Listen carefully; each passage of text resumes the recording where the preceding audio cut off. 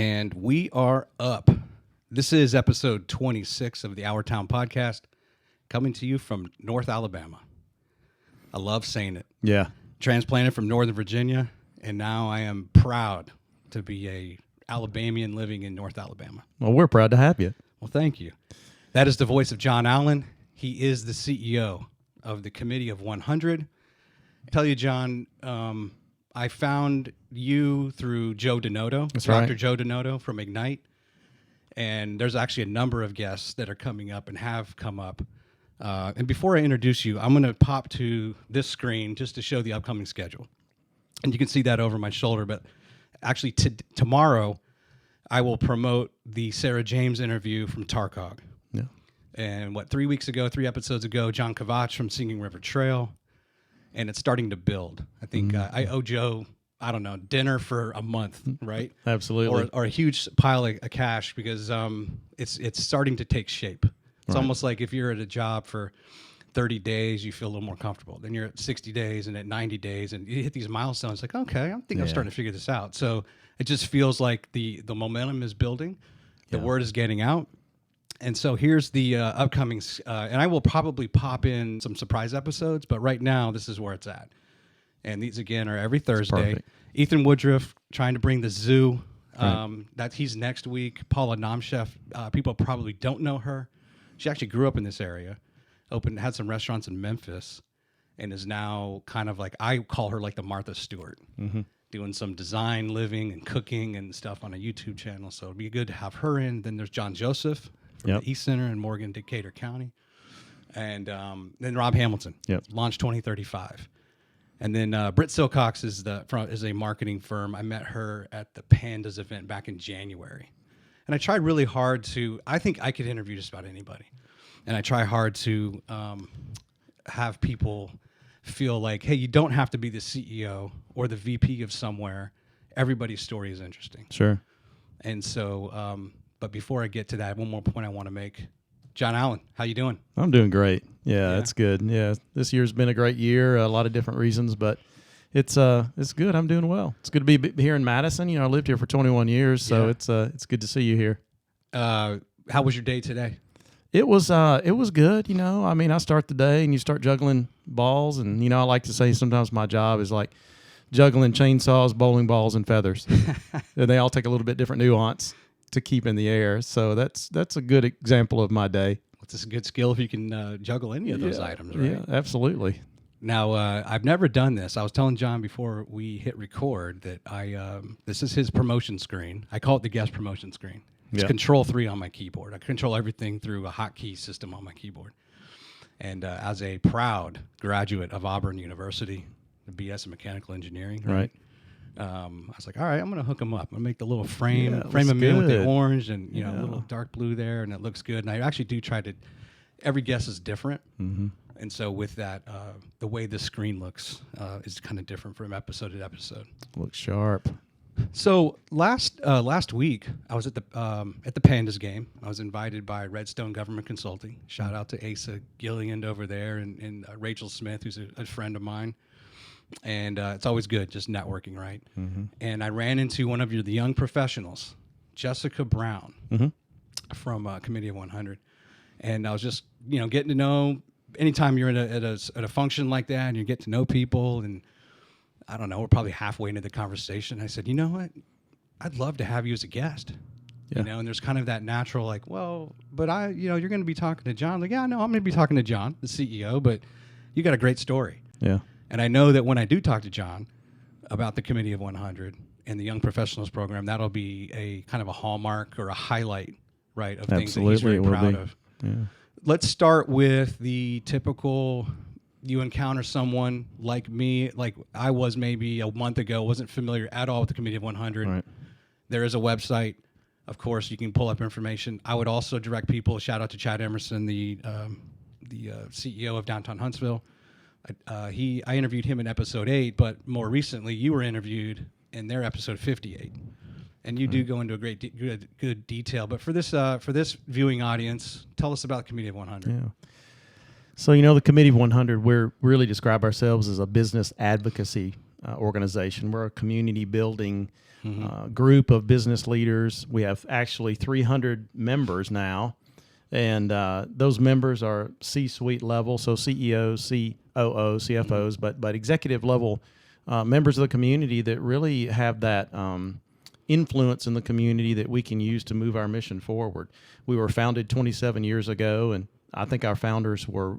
There were 8 founders, right? 8 founders, and they're very, very, very wise in what they envisioned that the community needed 27 years ago, which was really a third-party entity that worked with elected leadership, that was business-focused, but didn't answer to elected leadership, was a third-party business-led organization that also worked outside of the bounds of traditional organizations that had a constituency. And really our constituency is our local community, our region now that we're working in the Launch 2035 space. You mentioned that earlier, but so we're really that third party that can operate outside of the bounds of a lot of different conversations that we need to have in the community to make us a better place. And we're long-term focused. So we work on 3 things. They said we need to work on 3 things in particular, and that's the only 3 things we work on today, which is really in no order because they're all tied together. High quality public education. How do we, as a business community, make sure that we have strong public schools and public education? So we work a lot in that space.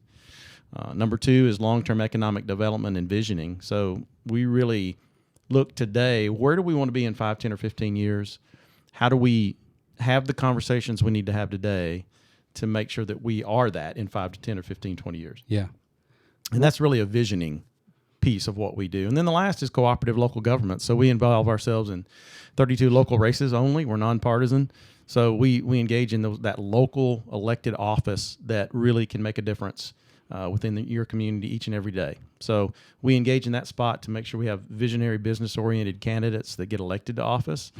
And then we work in those 2 different spaces, and we've done that for 27 years, and now we're 300 members. I don't think they ever probably envisioned us being over 100 members, but we crossed that mark when I joined 20 years ago. Do you remember the Pirates of the Caribbean? Oh, yeah. Do you remember the 9 pieces of 8? Oh, yeah. It's kind of the same type of thing where, and actually I had a Ragnar team. We'll talk about fitness later, but I was on a Ragnar team once, and it was one of those trail teams where you have 8 members of your team. The road version is 12, but I fought and lobbied hard to be the 9 runners of 8. Yeah. And that was our team name. Yeah. So I kind of think about the committee of 100. Yeah, we have 300 members. Yeah. And I mean, we've talked over the years about, is the name still appropriate? Is it not? Should we change? And the answer is, we continue to have interest from our community. We're growing. We're branded as a community. We're really, I call us a unicorn organization across the state and maybe even across the country in the work that we do, because our mission and our heart's in making our community a better place. That's the easiest way to put it. And we do that through business influence. We do that through a set mission and strategic plan that we execute throughout the community and region, and that's really how we move some of these conversations forward to make us a better place. What's the legal structure of Committee of 100? We're actually a 501c6, so we're a membership organization. Okay. Which is really nice because, again, we have a dues-based structure, and we have a membership process that we go through. And so for me, I get to work on the mission. I don't have to work on raising funds to keep the lights on and keep the bills paid. I mean, the reality is I get to work on the mission, which is exactly where I need to be working. Yeah. Yeah, I had mentioned, because I think downtown Huntsville is also a C6. Yeah, they may be. I mean, they may even be. I think they have like a little 501c9 or some different structure, but they're very similar to that. It's membership driven. Okay. Yeah. So when you're talking about the one thing that jumps out at me right away, nonpartisan, and you're looking just for good people either side of the aisle, if you will, right, to represent Madison and Huntsville. Sure. True. Yeah, and absolutely. So is it kind of you come knocking on their door at times, like, hey, have you ever thought about running for council or whatever it may be? Absolutely. Yeah, I mean, part of our mission in BizPAC, which is our Business Political Action Committee of Madison County. I mean, that's where we do our election work, and so part of that mission statement is to identify, recruit, and encourage visionary, business-oriented candidates to run for office. And so, I had a 25 career in a small business building houses. We may talk about that later. It was I could tell you books.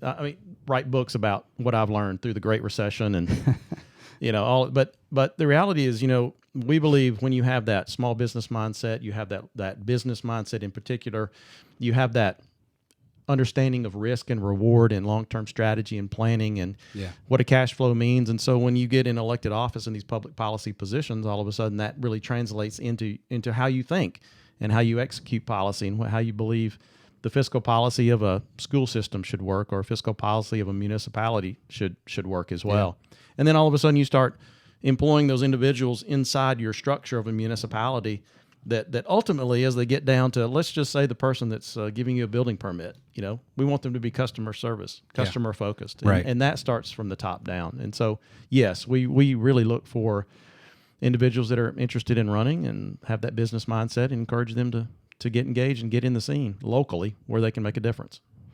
I want to transition, and I want to go back to kind of your native roots here. But before I do that, I want to make a comment. And part of my doing research on you, I'm a little jealous because when you come from, I've been thinking a lot about what are the reasons that Huntsville is so attractive to people, and why do I love it so much at this stage of my life. I'm in my mid 40s, and a lot of it's because the DC area literally like sucked the life out of me, and your career becomes so consuming. The process of commuting to work, the grind of the work, the nature of the competitiveness in that environment, and then commuting back, where I was busy with things, don't get me wrong, but it was always even difficult to find time to coach Little League or something, right? Where I look at the missed opportunities I had to get involved in civic responsibilities or more in the community that I could have done, but I just didn't have the time. And I know later we'll talk about this, but I know that you had mentioned that in your interview with Chad, where we need to, and my advice to anybody is do everything you can in life to be able to work in the community you live. Absolutely. And not have to come from many counties over because you might miss out. So you have an impressive resume, and I'm also curious on, having been from Huntsville, we'll talk about, well, did you always want to be in Huntsville? Did you have an itch to go live somewhere else? But we'll get there. So Chapman Mountain, is that where you were born, in that part of Huntsville? Yeah, well, Chapman was where I went to elementary, middle school, and so I grew up in northeast Huntsville, off of Epworth, and up in Isabel and Haynes and Rosalie Ridge, and just it was incredible spot to grow up. It was one of those communities where my friends lived a few houses up, and we'd have spotlight tag in the woods, and you tell your mother, hey, we're going going out for the night. She said, we'll be home before dark. And if you weren't, they start dialing around a couple houses and eventually find you. And so it was just an incredible place to grow up. I mean, I have incredibly fond memories of growing up in northeast Huntsville. Who were some of your best friends? Yeah, probably my friends that I had in Cub Scouts and Boy Scouts, and some of those folks are still here in town and keep up together. And so it's those people that we had those fond memories again of growing up around the block, or in band in high school, and other things that we did around the community as well. And so it's just some really dear friends. And so now that we have elder parents, and mine passed away 10 years ago, and my dad about 7 years ago, and so they're kind of going through that process as well. So it's a lot of memories when I see some of these old their parents now that they're taking care of as well. But fond memories. Yeah. So you were in the Boy Scouts? Did you do the Wilderness Survival Badge? I did, and I did Order the Arrow and Eagle Scout and all that good stuff. So it was an incredible experience as well. Later we'll talk about mountain climbing, because Yeah. I know you're getting into that, but I think it was also during that interview with Chad, it just kind of had this thought of like, okay, I'm going to ask John if he remembers like building a shelter. You had to go out on your own into the wild, right? Yeah. And build a shelter and sleep in it. Did you ever do that? Sure, absolutely. Okay. I did. Yeah. And I remember we had to boil an egg, I think, with the styrofoam cup in one match. Uh-huh. So you had to figure out how to do that. Okay. So we did that, and just great memories. But my dad was an Eagle Scout, and he kind of laid that groundwork for me and encouraged me through that process. And I mean, you learn so much through Cub Scouts to Boy Scouts, finishing a task, a project, setting high goals, high achieving goals. Yeah. Who you are, push yourself harder. I mean, it's just an incredible experience for me. Yeah. One I'm still proud of today. And you made it to Eagle? I did. Okay. Yeah. And honestly, I mean, I've told other people this, when on my resume, 1986 Eagle Scout. I mean, it will always be there. Yeah. I don't care how old I am. You Right. know, I mean, it will always be there. It was just really proud of that achievement. Did you wait till the last second to get that? No, Or I was, you I got it early? when I was 15. Okay. All right. So, I got that wrapped up and knocked out and got that done. I know a lot of people that waited literally, I think, till like the last day. They're Yeah. going to turn 18 at midnight. You know. Yeah, Like, that's true. they were trying to finish it up. Yeah. Yeah, I get it done. Did you? Where did you guys go for like Boy Scout camp? We went to Camp Jackson over in Scottsboro direction on the Tennessee River. So we had a great time there. We'd go there, once every year. We went to another place up toward Mentone for scout camp, and then we went out to Philmont for 10 days. Did you? New Mexico. New Mexico. Yeah. Which was kind of one of those Genesis sort of stories of my interest in mountain climbing, being in just deep in the woods. Mm-hmm. But that was a great experience. We went 80 miles. I think we went 80 miles in about, I think it was 8 days. Really? Back in 1987, somewhere around there. So, two-part question. One, are you scared of any wildlife?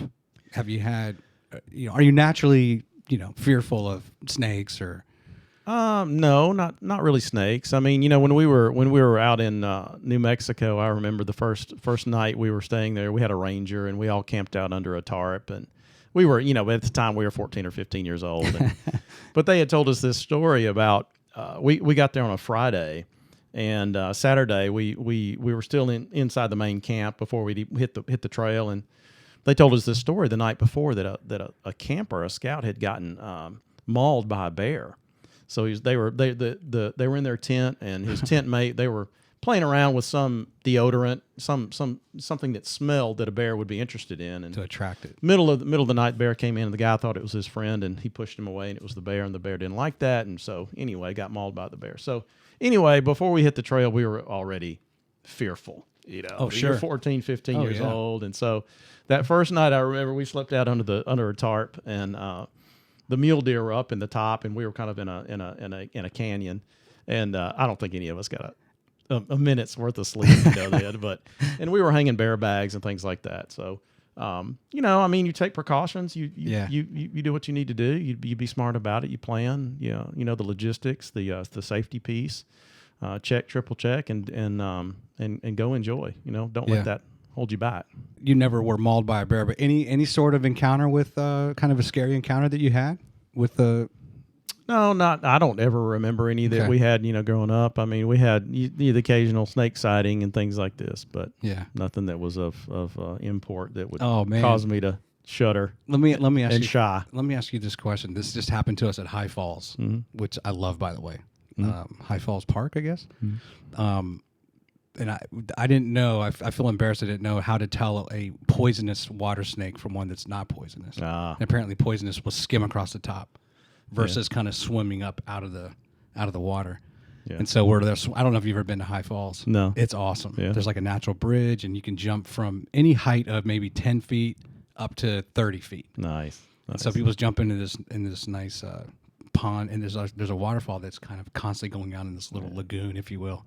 And so we're swimming around. My in-laws were in town. My mother-in-law's on a raft. My wife's on that raft. I'm just kind of side swimming it, and then everyone starts pointing, snake. Oh yeah. Snake, and you're kind of like, what? And then you see this thing come out of the water. I set a swimming record. I side swam my mother-in-law and my wife to shore. I mean, I don't know, in a matter of seconds it seemed like. And then there was this one guy, he wasn't scared because he's like, it's not poisonous. Yeah, well, I mean, I think all snakes are snakes. I do hold to that adage. Right. So my reality is I don't really care to be around to find out. I mean, Right. they're snakes. Yeah. So let's move on. All right. Yeah, just let him be. Let him be. It's his habitat. Yeah, let him be. Just move around, go around it. So Lee High School. Mm-hmm. And I think I was cruising around on, I want to be a creep on like your Facebook page, right? And I thought there was like your homecoming picture was posted. That was Oh cool. yeah, back in the day. Yeah. High school is always great. I've got some stuff here saved for Auburn, but were you in the band in high school? I was. Okay, Yeah, 4 years. So talk about when you started a musical instrument. What is it you played, and when did you start? Yeah, so I played trumpet. I started actually with drums in 6th grade, and pretty soon realized that this right brain, left brain, I just could not. Just could not make that connection, and so my next door neighbor was in Lee High School band. He was much older than me, but I remember him being outside and practicing his trumpet, and so I'm like, that's pretty neat. That's like loud, and it's I might try that. So anyway, unique sound, right? Unique, yeah. So sixth grade started in learning, and taking lessons and practicing, and kind of got a pretty good feel for it, and was pretty good.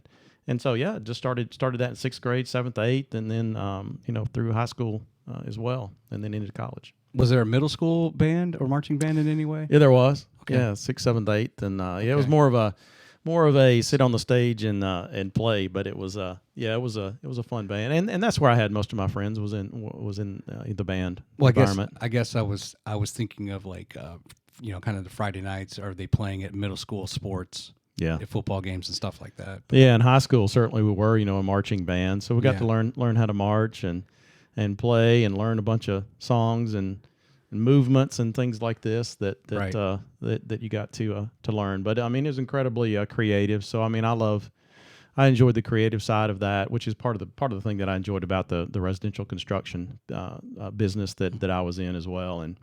But the creative part, along with just the structural part too, just that linear of music, of marching, and how all of that played together to create an incredible formation or sound from a band. I don't know if I just became aware of this. There's a New York Mets pitcher. He's a like a closer, or I don't know. I shouldn't say he's a closer. He's a relief pitcher, and there's this guy named Timmy Trumpet. I think he's from Australia. Yeah. And he made this song. He wrote this song, and the Mets. This guy plays it as like his walkout song. So when the manager comes out and does a pitching change, I'll tell you what. I'll after the episode, I'll write it down for you. Oh yeah, fascinating. Talk about, and the mascots are playing the trumpet. Yeah. They all the fans, they've created these little toy trumpets. So like it's this big thing when this guy pitches. Oh, that's cool. Yeah. And they actually flew the artist out from Australia for a couple games, and then I guess in the first game the guy didn't get the pitch, and in the second game he did, and he played it live. Oh yeah, nice. While he was coming out. Nice. Yeah. So I was just thinking about trumpets lately, man. It's like I think it's kind of, you'll probably see more enrollment of kids wanting to play the trumpet. Yeah, but I mean, band is, and anybody that's been in band, I mean, you create these relationships, these friendships. It's just a very creative environment. Sure. And so it's fun. You go to the football games, you play the fight songs, you do all that, you cheer, you go on these band camp trips. I mean, all of those are just competitions. Great experiences, but at the end of the day, you're working with the team, and it's the rest of your first and second and third chair trumpets, and you're trying to create this melody and harmonies, and so it's a lot of takeaways to even what I try to do now, and what I do is really influential to people. I mean, people is the resource that I use to influence our mission and work with our mission. And so you learn all of those things, honestly, and certainly did. And there's so many other folks that were in the band, members, even locally here, that I was a part of too. And it's just a great camaraderie. So as you were saying, that you're an engineer, you're a developer, right? You create things, you're a builder. Did you write songs? Did you kind of get into that side of music where you were tinkering around with your own sound? What's fascinating. No, what's really fascinating to me is I tried the jazz band and the jazz trumpet pieces, but that improvisation sort of creating of music was never in my skill set. It didn't click as much as the trying to play drums and back in sixth grade. So it's interesting, when I think about it. So academically in high school, what were you good at? What did you struggle? Did you struggle with certain subjects? Not really. High school was not too difficult for me. Mm-hmm. I spent, going back now, if I spent more time, could have done a whole lot better, but I did great in high school, and it prepared me for college, and didn't really struggle in that much. I mean, I knew I had proclivities for science and math. I loved history. English, not so much. Literature, not so much. Poetry, not at all. I mean, so it just sort of gravitated to those kind of STEM focused areas that I was intrigued with. And I'm a hands-on learner too. So if you put it in front of me, I can tear it apart and figure it out and then put it back together again. So I really appreciate any way to learn that's hands-on learning for me. All right, so let's now transition into going to Auburn. Did you apply anywhere else? I did not, actually. You know, my dad was from Maryville, Tennessee, outside of Knoxville, and so Dad actually was a mechanical engineer, and he graduated from UT Knoxville.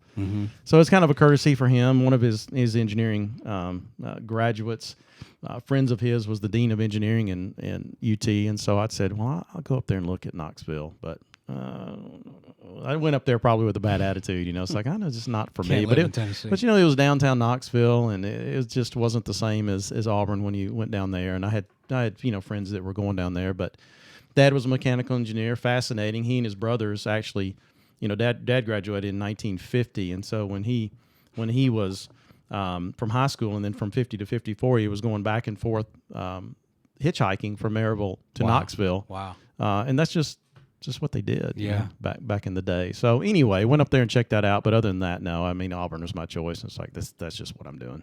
Is that the only place the only school you put an application in for? Correct. Auburn. Yeah. By the way, when I had Kavach on, I mean, there is a fierce hatred between Virginia and Maryland. Yeah. And he comes from Maryland, right? I mean, it's just interesting. Like, the same comments he made is what I used to make, right, as a Virginian. Yeah. But I was going to laugh with him afterwards, but I was like, oh, man, it is real. Yeah. There's something about it. You cross that river. Yeah. Anyway, we're both in Alabama now. That's right. I've got some things prepared for you. Okay. Because you went to Auburn. And I'm actually, this is going to be fun. I think this is going to be fun. All right, so we're going to switch over. Okay. And we're going to pull up the internet, which basically just means there's your LinkedIn page, and your little bit of your resume. Yep. So I went into, you mentioned 1993. Right. And I know you were at Auburn from, 89 to 94-ish. Right. So I have the yearbook from 1993. Oh, look now, out. I don't know about you. I went to George Mason University for my undergrad, and then went to Old Dominion for my master's, and I was more of an adult student the whole time. I didn't even know if they had a yearbook. I've never seen it. I don't know what kind of student you were, if that was important to you to see your college yearbook. Okay. But if you haven't seen it, I might have one somewhere. Okay. Still, I don't know. So I decided. Let's go. By the way, the Auburn digitized library is awesome. Okay. I was looking at newspapers are written in the 1800s. Oh, fascinating. Looking at different articles and it was cool to see advertisements for like water towers, to get municipalities to buy a certain water tower from a company because it was the newest steel, and it would last a lifetime and stuff like that. It was like, wow, they have an impressive database of stuff. Okay. All right, so here we go. So I just want to walk through a couple things. These are just excerpts. So there was a big storm apparently, and so some of this is to go down memory lane for you, but slipping and sliding. Okay. And saying traffic came to almost a standstill in some areas of the city because of the white stuff. I don't know how often it snowed there, but do you remember this particular snowstorm in 1993 or 92? And this other house burned down. Yeah, that was I was co-oping for NASA during that winter quarter. And that actually, if memory serves me right, it really blanketed from like Birmingham down to the south to Auburn. Really? And here in Huntsville, it really didn't affect us that bad. With this snowstorm, but it was that was pretty bad. So I was up here co-oping, so I kind of got out of that piece. I think we moved here Christmas Eve last year. Yeah, and I think we got all the weather in that first week. Yeah, that's it was right. Like in the 70s, and then it snowed. That's right. Yeah, it welcome never to snows Alabama. here. Yeah, welcome to Alabama, right? Build a snowman quick. It's gonna melt by lunch. Yeah, you better go. You better go now. All right, you ready for the next one? Yeah. Let's see, I can't even remember what happened here. Oh yeah. So Ellen DeGeneres came to campus. Oh. Did you know that? No, I did not know that. No, you got me on that one. Keeps the crowd at the Student Activity Center laughing as she talks about the way her parents asked her stupid questions. Okay. But I was like, man, that's kind of cool. Yeah. It was before they were famous, right? Yeah, that's right. That's exactly right. All right. So here's the next one. Similarly, so this is I guess your homecoming. This lady gets crowned the homecoming queen. Or I remember. I think she may have been a cheerleader. Okay. I think. And you said the last game you went to was this year. 93, yeah. 93. Yeah. And I had a fraternity brother of mine that was a cheerleader. And and so he was in that circle. But check this out. Jeff Foxworthy. Yeah, now I remember him coming, yeah. I mean, again, before he was really that famous. I remember seeing him there was a show called Comic Strip Live on Saturday nights. Mm-hmm. And him and the Amazing Jonathan and Bill Engvall, Tim Allen used to be on that. Now they're all, some of them are pretty famous. But it's like star power there. So you went to that show? Back in the day, I did not. Okay. Did not. Now let me ask you this. Nope. Best athlete of all time. Your answer is the best professional athlete of all time. I'll give you a hint. I'm going to go with Bo Jackson. Bo Jackson. Yeah. Vincent Edward Jackson. Vincent Edward. Bo Jackson. Mm-hmm. So Leeds. this is they There he is. retired his jersey. There is no better athlete than Bo Jackson. When he came back to get his degree, I think it was in 92, 93. And so I think he had promised his mom that he was going to get his degree. Yep. And so for about a year, I carried his rookie baseball card in my backpack just in case I ran into him on campus, and never did. But still got his card, but I never did. You were talking about you mentioned something earlier, but if you look at his wiki page, right, and you look at what's important to people, and it's like it'll have like their when they were born, where they were from, and then it might go into their parents, their siblings, who they're married to. So it goes when he's born, where he's from, and then his 40-yard dash time. Oh wow, that's incredible. 4.13, and then his amazing. Children and his wife. Yeah. First things first, First things first. My 40-yard number. That dude, and it's Don't put my 40-yard number up there. It's bad. Yeah, I don't even think I ever cracked 5. Yeah, correct. It's so embarrassing. Yeah. All right, ready for the next one? Yeah. All right. And the next one is, this was just funny. Do you remember this? So, a fond farewell, Eric and Twilidia Ramsey. I've never knew this was a story, but apparently something happened. It was alleged that coaches and boosters gave him illegal payment benefits. And so at graduation, he comes across the stage. They're booing him. He's like encouraging it. And then here's the picture of his wife flicking off everybody as she got her diploma. That's a fresh one on me too. That still happens. It still happens. Oh yeah. I just thought, this is awesome. I don't know. I don't even want to tell you how much time I spent looking at your one. Eric yearbook, Ramsey. Eric Ramsey. All right, here's the next one. This one's just kind of funny to me. So the Our Town podcast is powered by a Mac Studio. Yeah, look at that. It's down under here, but this caption Check says, "This lady buries her face, and out of frustration, the Macintosh computers often made everyone a little crazy." Isn't that awesome? Look at that thing. And she's got her, looks like she's married and maybe has a picture of her and her fiance. Hey, she's trying to get her work done. Man, that's high-end technology right there. I think we had in the fraternity house, we had I think it was like an Apple 286 maybe. That was the high computing power we had back in the day. But, I had my first computer. It was like 1980. I think it was 1983, but it was an Apple IIe. Okay. And, I thought I was in high cotton when I had Apple IIe. Yeah. I had two 5 1/4 floppies. Man, it was big time. You thought they had invented everything. Get out of here, man. It was awesome, Did you know the Patent and Trade Office closed in like the mid 1800s because they thought everything had been invented? Really? Yeah. Fascinating. Same thing. You're like, no. We got these awesome computers now, the 5 1/4 inch floppies. I remember, All right, so speaking of, so you were a member of Delta Chi. Yeah. And I think this is your page. Yeah. Do you remember Damon Reed? Oh, yeah. Yeah. In fact, I saw him, scrolling through my feed yesterday. Did you? Yeah, that's us. And that year, let's see, you guys won an award. Where does it say it here? You guys won a small... James E. Martin Trophy. Yeah. Yeah. Yeah, I had a great experience in Delta Chi. I actually, when I went down there for my freshman year, my college roommate was a football player in high school, and now he's a private physician here in town, general medicine. And anyway, he said, "Hey, let's go out to Rush Week." And I was in the band. I'd just been 3 weeks of band camp, 8 hours a day, and so I'm like, I'll go with you, but I'm not interested. Right. Well, long story short, so I was the one that joined, then he was the one that didn't. And it just, I don't know, when I went into these guys and talked to them, and it was just a perfect fit. We were a small fraternity, so we had less than 50. Yeah. But ended up living in the house for 3.5 years. And when I co-opted, I went back and forth from fraternity house to home when I was co-oping here with NASA, and worked out great for me, and great friends, great experience. Yeah. The whole, and I did all my, I studied, that's where I did all my studying, honestly, was in the fraternity house. I was never in a fraternity, so what was important to you when you were kind of choosing which one you wanted to be a part of?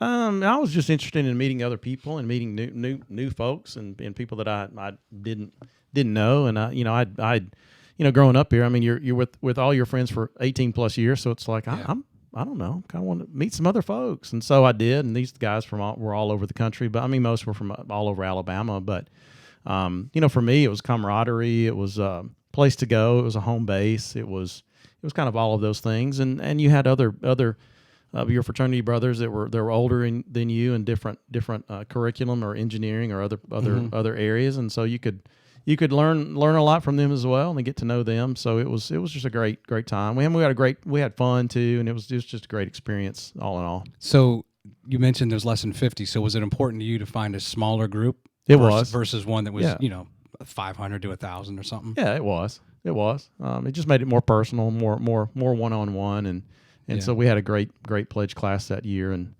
and still friends I keep in touch with today. So it was a great experience. Are you allowed to talk about your initiation or what you had to do? Was it kind of a ritual or hazing or something? Well, there's no hazing. I mean, hazing is just, it's relative. Yeah. But no, I mean, it was pretty innocuous, but it was a good time, and it had a purpose, behind it. And but it was fun. I mean, I still have flashbacks, to some of that, but there were good memories and a fun time, Yeah, we had a really great time, great folks. I had some friends in the band that were in Delta Chi as well, and so we had a great time. All right, so here's your picture. You have to turn to like the page 441, and there you are next to your. Oops, I knew this would happen. There it goes. So you see yourself down here. So here's the Greeks for Delta Chi. Delta Chi. And then two over right here is there. It is. There's John Allen. That's it. Taking on the world. Let's go. I'd have to put my glasses on to see, but it says on the right. I think it just says your major is mechanical engineering. Yeah, Huntsville. There you go. That's a lot of dudes in there. Look at those guys. Yeah. Now, was that something where they just put the jacket and the tie on you? Oh, yeah, we had shorts on. And you had shorts on? Yeah, we had shorts on, yeah. Absolutely. Precursor to the pandemic, right? Correct. You could wear shorts right now and have a nice jacket on, but no one. Yeah, they had, I don't know, 4 or 5 jackets and, 4 or 5 little half shirts you put on and a tie. That's good stuff.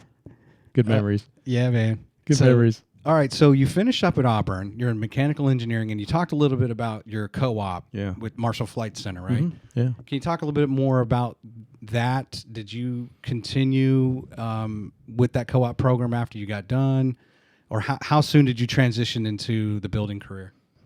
Yeah, so I, growing up, I had a lot of different jobs. I think when I was 13, probably started mowing the grass like most young kids, and just a work ethic. And so I remember one of the other first jobs I had was in a veterinary clinic, and it was down on actually South Parkway. Mark Russell, and actually now one of his son is in our young professional program, which is interesting to see that legacy continue. And he's a veterinarian as well. But anyway, worked in that. I actually worked at a circuit board line and down at SCI on south of the river. And so anyway, when I was going through engineering, I wanted to co-op and gain experience and learn.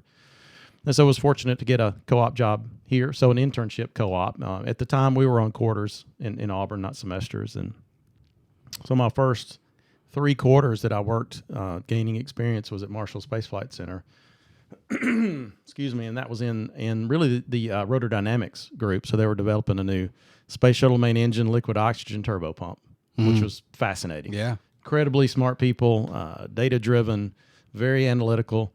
And it was kind of one of those, this is fascinating work, but it's not that hands-on learning that I appreciate. And so the last 2 quarters was fortunate to transfer over to a pyrotechnics group. So exploding bolts, destruct charges, parachute cutters, linear shape charges, RDX, PETN. I mean, all these explosives and making them do work for you, explosives, in some device. So it was fascinating to be a part of that. And anyway, when I graduated, the job market in 1993 was pretty tight. And so, they offered a job, but it just wasn't at the level that I felt like I needed to be at. And interviewed with a number of different companies and ended up taking my first job actually at Amoco Chemical in Decatur, Alabama. Okay. So started there in March of 94 in their terephthalic acid plant, which is a feedstock for polyester. It kind of looks like Sweet and Low. Yeah. It's a little crystal. Okay. But they make 6 million pounds a day of it Really? out there. So it was a 600-acre plant. I mean, boots, hard hat, jeans, fire retardant coveralls, glasses, ear protection, eye protection.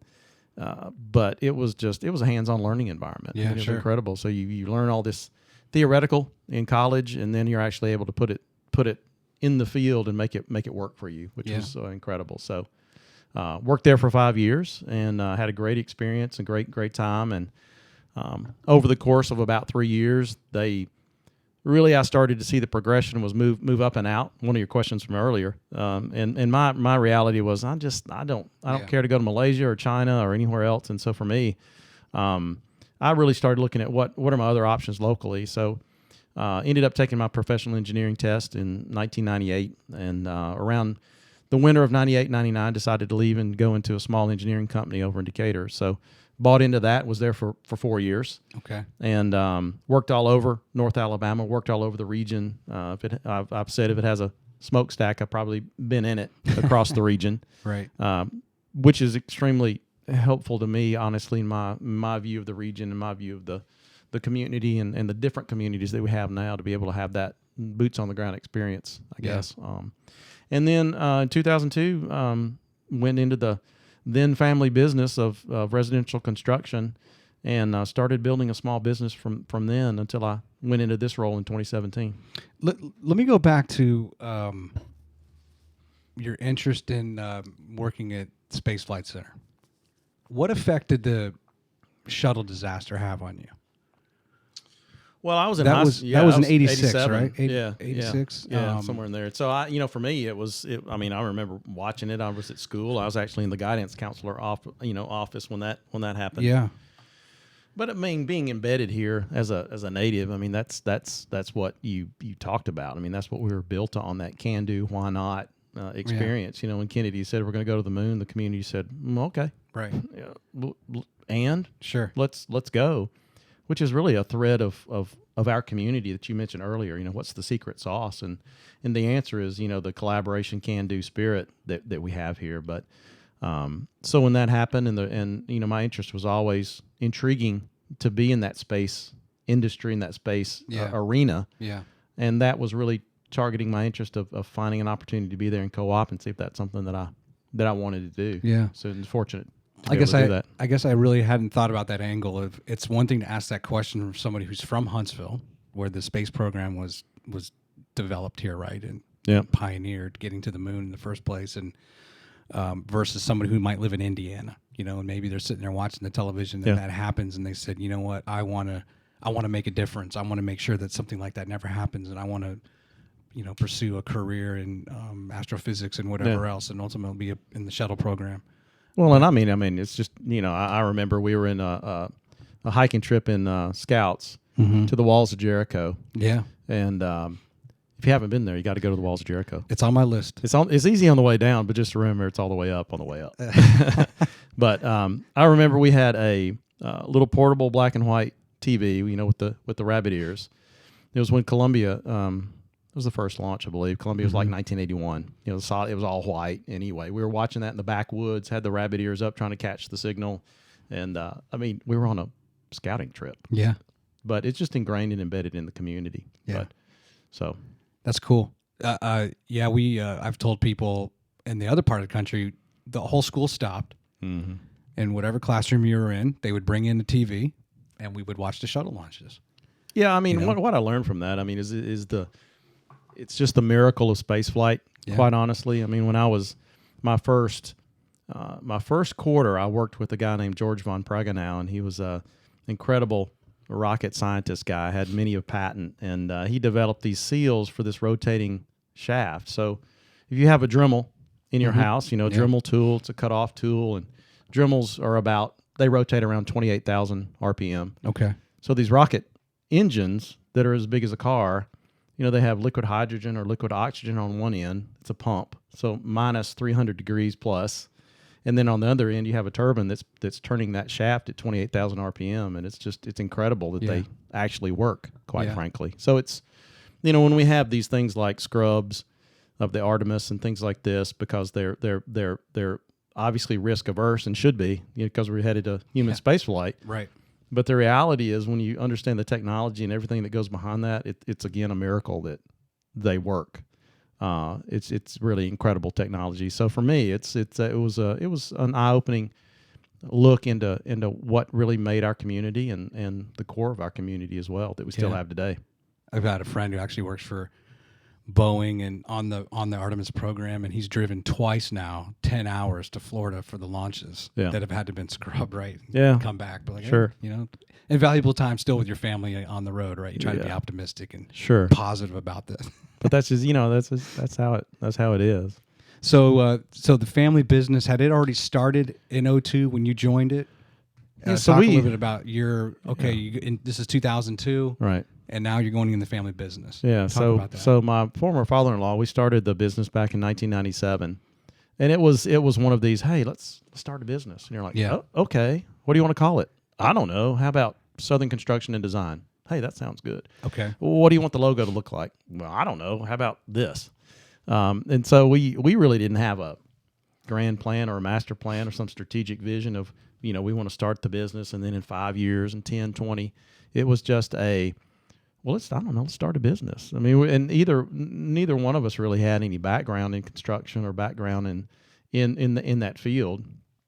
I mean, we had a small interest, fixing this and that around the house, but right. The reality was we really didn't. And so over those first 5 years, I think we probably did, I don't know, a couple $1,000s worth of business, give or take. Were you doing mostly remodels? Yeah, at the time it was just onesie twosie kind of repair jobs. I mean, again, we weren't in it full time. Right. Okay. So he actually went into it full time around 2001. So he retired from AT&T and decided to go into that full time. And so he kind of led the way. And then in 2002 and 2003, we both jumped into it and said, well, let's make something out of it. And so from 2003, we really learned, what are we good at? What are we not good at? What should we be doing? What should we not be doing?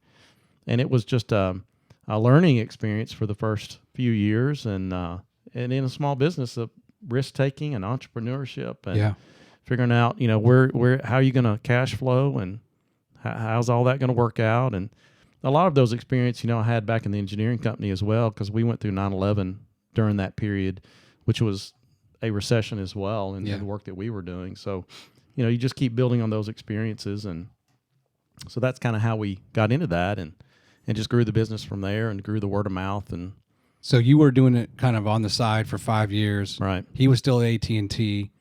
Mm-hmm. Were you subcontracting out the work? Absolutely. And doing some of your, were you doing some of the labor? Yeah, we were doing some of that. I mean, I've done, pick your craft, and I've probably done it, block mason, concrete work, rebar, steel. Right. Roofing, drywall, cabinets, plumbing, electrical. I mean, been able to do a lot of that. Yeah. So, but all of our work was really subcontracted. Well, it sounds like you were mentioning before how you can kind of take something apart and put it back together, reverse engineer, and have some of that confidence in yourself, right? You'd never been a home builder or remodeler, but like, hey, I can figure that out. Yeah. Right. Same. Same. I can do concrete block. Yeah, I can probably put a floor in, right? I can. Yeah. Yeah. I mean, you just do what you got to do. So in the morning, I tell people a lot, in the morning, it's when you're chief cook and bottle washer. I mean, in the morning, you're maybe talking to the client and building their $1 million house and talking to them about the big picture. But in the afternoon, you're sweeping the corners out and you're picking up trash and you're just, kind of getting it done. And so that kind of soup to nuts, chief cook, bottle washer mentality, is really no job's too big or too small to be able to do and accomplish, and everybody's important in the whole trail. And really the building industry I found was, they are risk takers, they're entrepreneurs. They're putting their life on the line, their families on the line to promote a craft and a trade that they hope somebody feels like that they're good at, whatever that might be, from pure craftsmen to people starting in the trades. Right. And so I gained an incredible appreciation for what that industry does for the country as a whole, and certainly for our community locally. Talk to me about one of your projects that was kind of most satisfying that you completed, big or small. Just something that stands out. Yeah, well, there's a lot that stand out. I remember one house that we did. It was in 2005, and there's a young man named Casey Whitson, and he had unfortunately been hit by a drunk driver in Panama City, and Wow.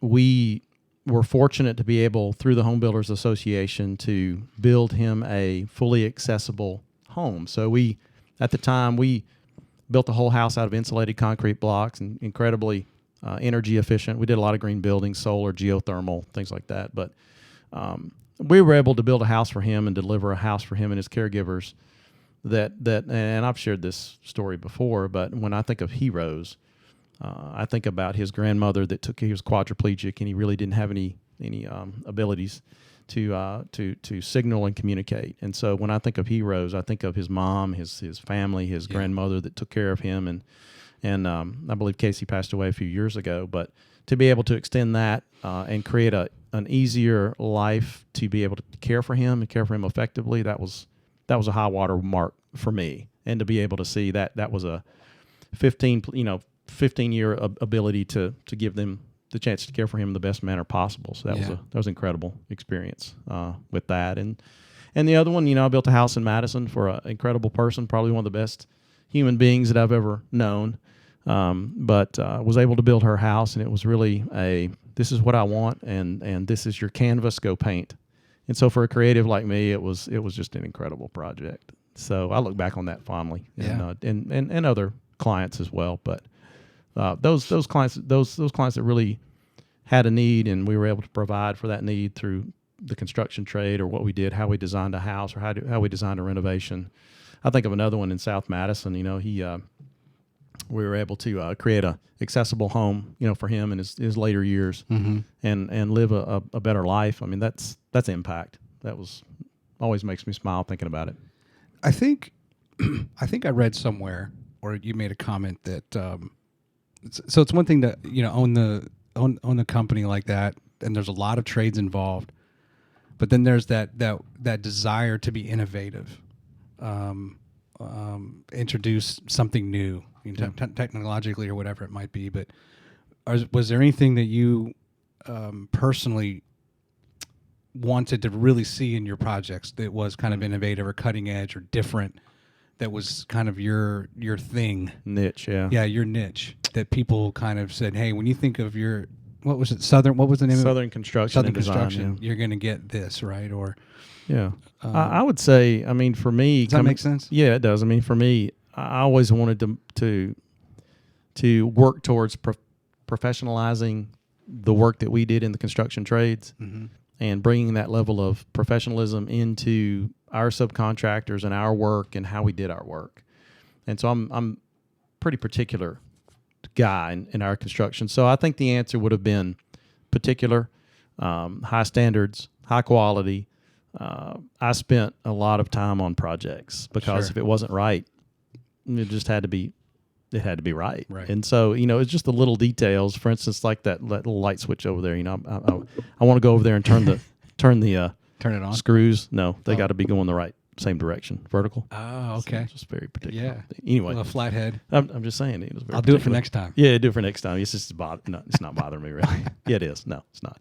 But so I think that and just bringing different ways of construction to the community and our project. So we did a lot of insulated concrete form houses. We built the second most energy efficient house in Alabama, up off Highway 53, and geothermal heat pumps, solar. So we really tried to integrate. If a client had a budget to be able to do that, we could deliver that kind of a house. But very high end work, high end clients, high end projects, renovations was really where we had a niche in our business. So talk to me about, you're basically in business 5 to 6 years before the economy really tanked, and then you came out of it. But what did you learn personally or as a business professional? Talk to me about some things that you really learned through those. Those are hard times, right? Oh, incredibly hard times. Yeah, we're building up our business from 2003 to roughly 2008. By 2008, I was heavily involved in our Home Builders Association locally, which is a great organization, still is to this day, and was fortunate to be their president in 2008. So 2008 was when really the window was closing across the country, and you saw some of the Western markets and such really diving, and so we locally started looking at, well, where are we going to go and how far deep are we going to go in this recession in the housing market in particular, and a lot of my colleagues and a lot of my friends at the time had invested heavily in a certain subdivision out east. Okay. And the reality is we were all good business people, but the market changed so rapidly that we were held with a lot of debt that some weren't able to make it to the other side of 2009 and 2010 when really we saw the bottom of our market in the housing market. And so we, it's those classic stories of how you gonna pay your mortgage and how are you gonna pay your car payment or how are you gonna pay for food. And so you really looked at cutting everything that you can cut, personally, and you're using different credit lines and moving credit around. And so but ultimately,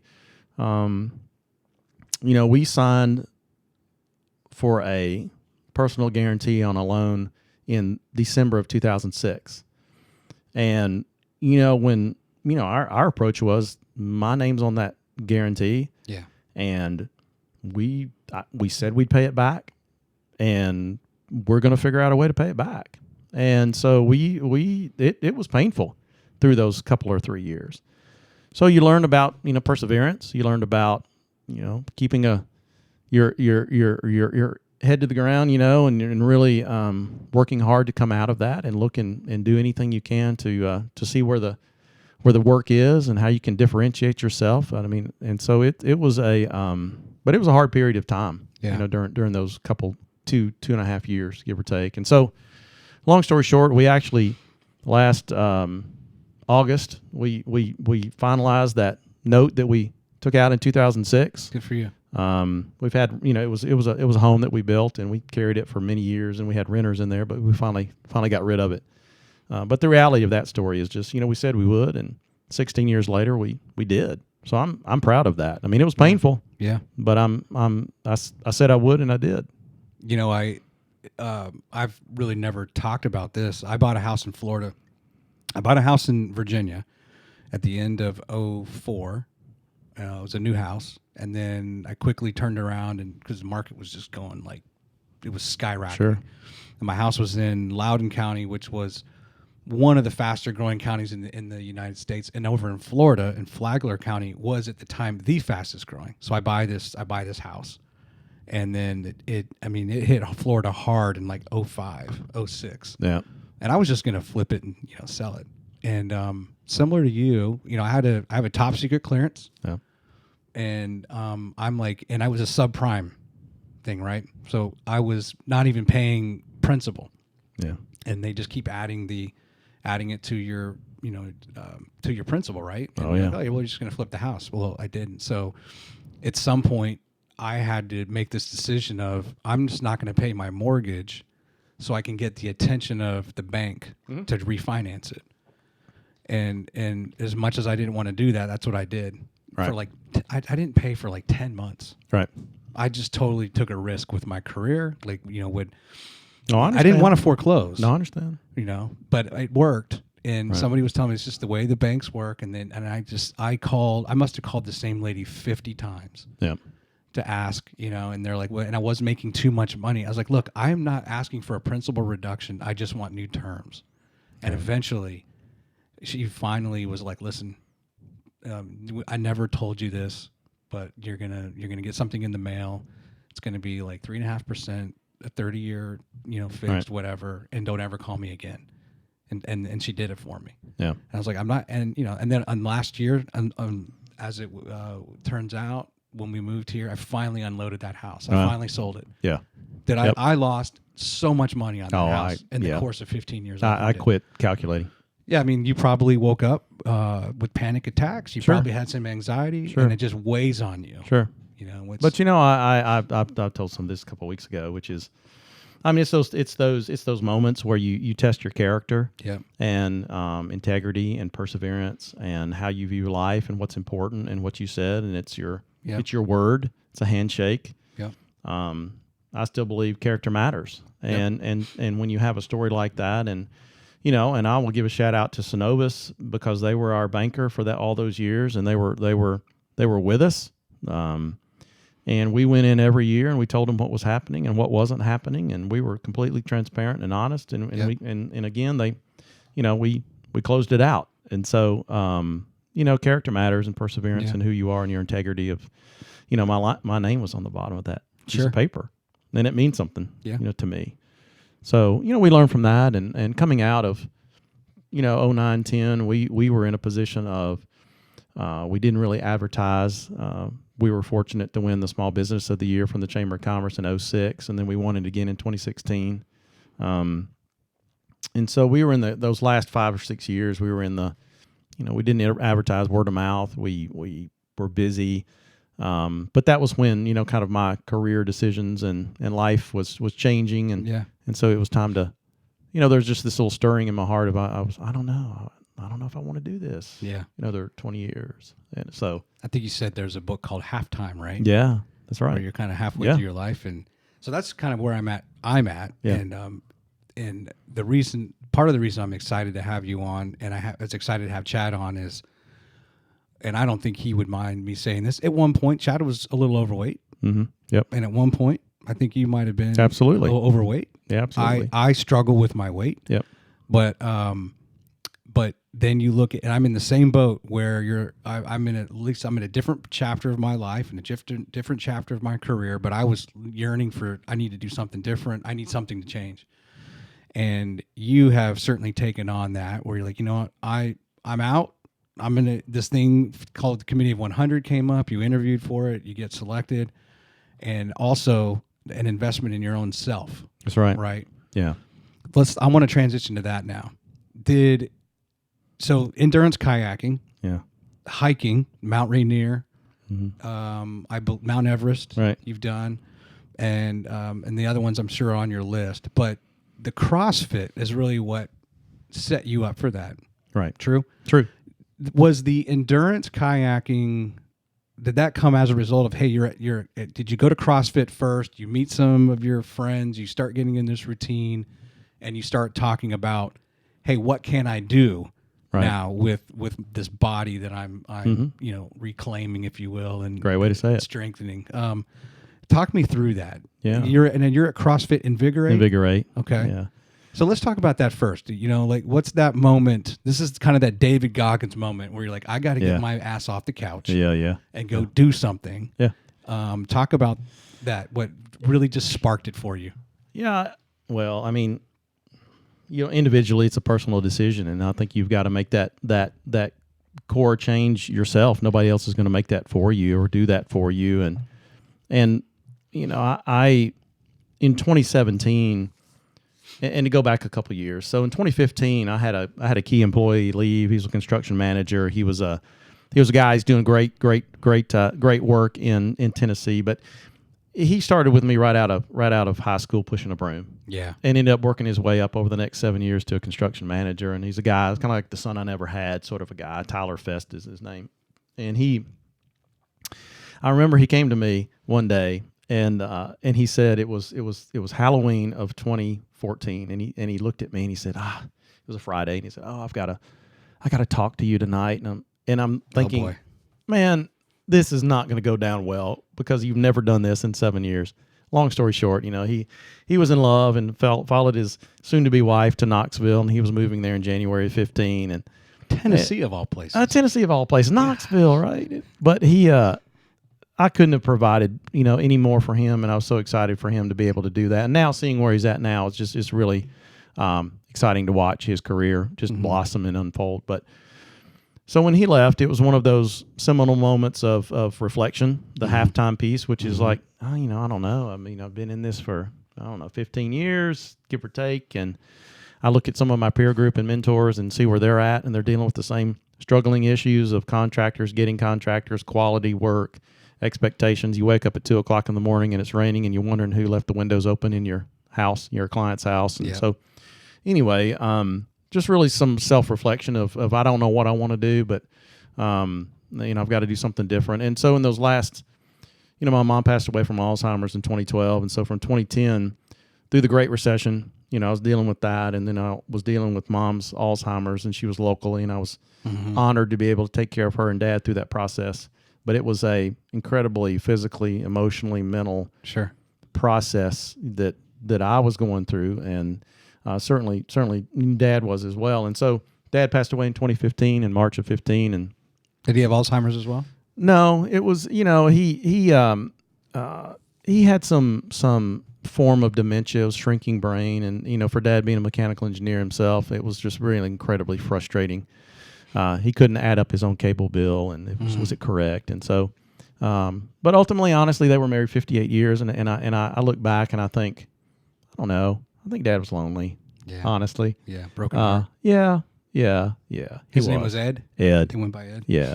Just so, so through that 2015, it was really that transition of what do I want to do? And I didn't know what I wanted to do. So I was still involved in Committee 100. I joined when I was 31 in 2002, and by then I'd moved into leadership. And so 2016 rolls around, and the former CEO announces she's going to retire. She'd been in there for 20 years, and I thought to myself, well, I mean, it's people, passion, politics, purpose. It's all of those things that I think I want to do that. Yeah. So 2017 rolls around, and end of 2016, a friend of mine had gone low carb, and he had lost, 40 or 50 pounds. And at the time, I was 30% heavier than I am now. And so I said, well, tell me about that. And because I had not lived a healthy lifestyle. It's very hard to be able to do that, honestly. Yeah. A lot of what in the world that I was formerly in.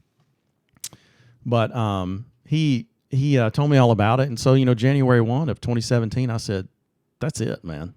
That's it. So I went completely low carb. I mean, keto? I was like keto. Yeah. I mean, I was keto for 5 months plus, and dropped 45 pounds, in 5 months. Interviewed for this position, ended up starting in September of 17. So, and you're feeling great. Yeah, so you can dress up with confidence. Yeah, absolutely. Right? So long story short, I think that's important to get to where I'm at with the CrossFit piece. I had a breakfast with a good friend of mine now, Dave Weiss, in January of 19, and he had some changes going on, and he had to change his nutrition, and his doctor said, you've got to get active. And so we were having breakfast one morning, and I said, so tell me, what do you do? And he says, I go to CrossFit. I'm like, oh my good. CrossFit. You're one of those people. Yeah. You tire flipping, rope climbing fools, And so he said, you ought to come visit, So anyway, I ended up visiting March of 2019, and started full time in 2019, in April of 19. And since then, I mean, it's a habit now. It's a culture of acceptance. It's a culture of encouragement. I mean, the culture at CrossFit Invigorate is amazing, quite frankly. And they celebrate the folks that can do one push-up with the person that can do 100 in a row. Yeah. And that's the level of support, because everybody's at a different journey in their life, physically, personally, emotionally, mentally, and you never know where those people are at. Did you have any struggles with working out and still being on a low-carb diet? Did you have the energy? Did you have to carb up a little bit? Yeah, you've got to manage that. Yeah. But I think once you start really knowing your body and knowing how it moves and operates and feels, and you can then start to work on your nutrition and things that really fuel you in your journey. And so, I started learning about some other activities that some fellow CrossFitters were doing. This thing called Chattajcack. And I said, tell me about this. This was spring of 20. So this person had just done it, had participated in Chattajcack? Yeah. Now they're telling you about it. One of the gym owners. We were actually on a walk up on Montesano during COVID. And she said, well, I'm going to start signing up for 2020 Chattajcack. And I said, what is that? You're like, it's a cool name, but what the heck is that? That's pretty cool. What do you do? She said, oh, it's a 31-mile kayak race down the Tennessee River. I was like, really? That's pretty cool. I think I can do that. So ended up buying a used kayak from a guy up in Chattanooga, and started training for it. And 2020, they canceled Chattajcack because of COVID, actually. But we ended up going from Decatur, from Ditto Landing, all the way to Decatur is actually 31 miles on the river. So 5 of us did that, and then last year we did it on the river, and we're doing it again on the 22nd. Yeah, so look at your screen. Yeah. So this is your, by the way, this is a really cool graphic. Actually, that's a real shot. Yeah. This is that's the gorge. You got about a month out, right? Yeah. Month and change. Yeah. And this is your result from I think this is the virtual race, and here you are. Yeah. 5 hours, 36 minutes, 30 seconds. Yeah. Right? Yep. And you did that. It says it on the Tennessee River. Uh-huh. You said you started in Decatur? We started in Ditto. So Ditto Landing in South Huntsville. Okay. We go all the way down to Triana. You got to go up Indian Creek to the buoys, Yeah. back out to the river, and then down the channel, down the river to Decatur, and that's 31 miles. Okay. So we did that, and then of course last year they actually had Chattajcack in Chattanooga. Well, here's your result from last year. Yeah. So let's see, I think you are down 340. Yeah, John Allen right here. So 5 hours. So very similar in time. Yeah, similar time. Yeah. What and let me just show a couple pictures actually. So let me come back to that. But these are pictures that were taken last year. Yeah. But I mean, look, that was the start. Yeah. There's your start. I mean, but by the way, these are really cool shots. Yeah, they did a great job. And I don't know, is it hard to stand up paddleboard than kayak? I can't fathom how people do that, honestly. I think with 31 miles. For 31 miles. Yeah. That's different. That's got to hurt your back. Yeah. But I just thought these pictures similar to that opening picture of the Chattajcack where it's, above the clouds. Yeah. But yeah, and I looked, I never saw you. I know. I looked number 7. Yeah, I looked through all those as well. I couldn't find that. But they've got so many different. I mean, they've got like this guy. See this guy right here? Which one? Prone. This guy up here. Oh yeah, let me go right here. This guy here. Listen, those people that. Oh, not that one. No, I mean that's it. But I mean that's how they paddle for 31 miles. Yeah, it's crazy. So everybody's got it. But the beauty of it is again. My goal, my friend that's going down there with it with me. I mean, our goal is to finish. Sure. I mean. Some of these folks, put $6,000, $10,000 in their kayak and put that amount of money in their racing boat, and so everybody's got different goals, and that's part of the CrossFit appeal. I mean, if you want to be a CrossFit Games athlete at 50 plus years, you knock yourself out, go for it. But if you just want to get healthier, fitter, and be a better person, that's a goal too. True or false? I think in preparation for your first Chattajcack, you just went on a rowing machine for 4 hours and change. Is that true? Was that to condition yourself or something like this? Was that so? Yeah, that was ridiculous. That was so. 2020 was my first Chattajcack row, and so we did gym training. We did a lot of concept 2 rower, biking, endurance training. So just cardio and upper body strength. But August of that year, a guy at the gym, he said, he came down from Pennsylvania direction, and he said, I had a guy in the gym that when he turned 60, he did a 60,000 meter row, indoor row for his 60th birthday. And so I turned 50 in December of 20. And I said, well, I can do that. I mean, what's the big deal, right? So January 9th of 21, we had everybody in the gym, and I started my 50,000 meter row, which is 31 miles, actually. Yeah. And so, it took a little over 4 hours and some change to do that. I don't know if I'll ever do that again, but it was 4 hours of sitting there rowing 31 miles on an indoor rower. No stopping. No stopping. Did you have gloves on? Oh yeah. Okay. Yeah, I had gloves, and I had food, and so it was. Again, it's like why did I do that? You'd rather be on the open water. I don't know why I did that, but I did. And looking back at it, it's like, wow, what else can I do? Yeah. Because you have the ability to do that, and you've got the fitness to be able to do that. That honestly, rolls over into every other aspect of your life. All right, so I want to bring up the actual course. Yeah, there it is. And if you can talk through this, I believe you start over here by the aquarium, right? Yep, right there. You put in right there, and the river actually right there is incredibly fast. So when you have bends in the river, you actually get a whole lot more speed out of the river. So everybody, there's 600 paddlers. They put in at that river, and they have kind of the shotgun start. And then last year, we paddled off into the fog with those pictures. It's pretty cool. And you start rowing, and so you've got mile markers. I think you've got to get to 10 miles in 2 hours or 2.5 hours, something like that. So they've got markers. They'll pull you off the river if you don't make it down there. But that first bend is really pretty fast. You've got a pretty straight run through after that first kind of horseshoe bend. Coming back up here. Coming back up there, yeah. And by then you're kind of into your rhythm. You're 4 or 5 miles in, and you've kind of got your rhythm going on. And once you get to that other big bend up at the top, you're kind of halfway through the course, and you're settled in, honestly. And you've got other people. People are going to pass you, and they've got these 6-person outrigger canoes that, I mean, they start 30 minutes behind you, but they finish 2 hours ahead of you. Yeah, it's just incredible. It's like running a half marathon with a Kenyan. 100%. I've done that. They beat you by an hour and change. Yeah, I'll never forget. There was this one. I tell this story all the time, but I remember I was in my boats. It's a Stellar. It's a 14.5 foot Stellar, and it's a pretty fast little boat, but it's not an Epic and some of these higher end multi-$1,000. Anyway, I remember this one guy, and he had on this looked like a little crushed painter's hat, and we were probably halfway in, and he was on one of these high end Epic boats, and they're like 18.5 feet long, and they're about 18 inches wide. And I remember his paddle looked like a spatula on both. It was wood. Wow. A little bitty paddle. And his stroke was just such a small little stroke, And I was sitting there just paddling, just getting after it, right? Yeah. And this little guy I just watched him, like, out of the corner of my eye, just perfect form. I mean, it's like, and he was gone. I'm like, dang.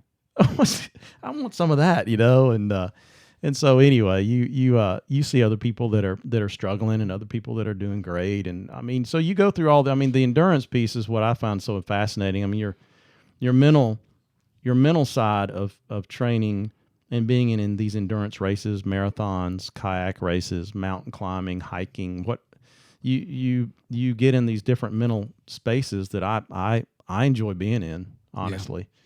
You settle in, and your body says, well, yeah, I'm good. Yeah. It's just your mental. You've got to make sure you can get through it in your mental conditioning.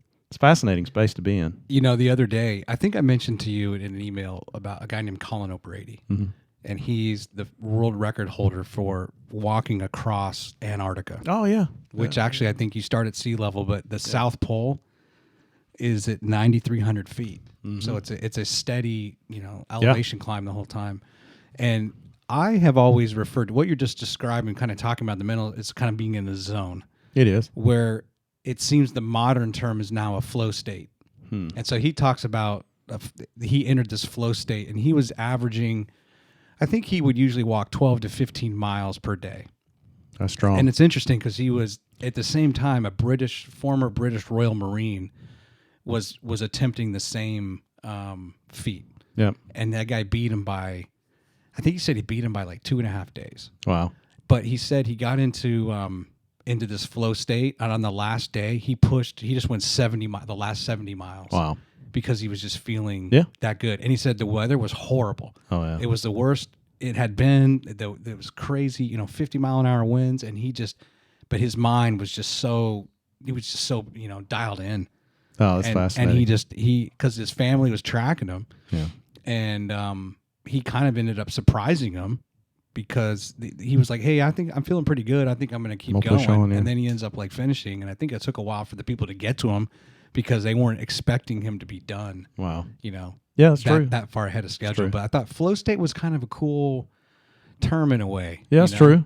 Yeah, that's exactly the kind of the mental state that you get into. And and you don't want to disrupt it, right? No. Yeah. I mean, it's, again, it's going to hurt. Yeah. I mean, you're going to be uncomfortable. I mean, it's like rowing 4 hours on an indoor rowing machine. I mean, that was not comfortable.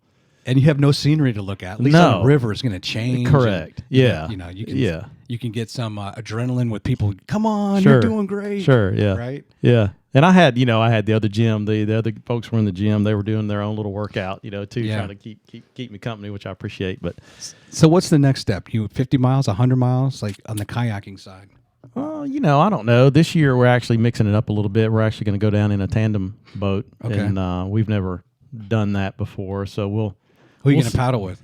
So Dave Weiss, who is the guy that introduced me to CrossFit, his wife Ann actually did it the last 2 years. Okay. So she and I are the ones actually partnering up, going down in the tandem kayak. Cool. So we're looking forward to doing that. We bought us another little tandem kayak, and it's bigger and heavier than probably a lot of it that's going to be on the river. But again, our goal is to finish and enjoy it too on the way down and do something a little different. So I don't know. Next year I'm not. I've kind of thought, well, I don't know. Do I want to do that again? Or, Alabama has this ridiculous Alabama. I think they call it the Alabama 650, which is a very long kayak race on Alabama rivers all the way down to the Gulf. Kind of. I'm not interested in that.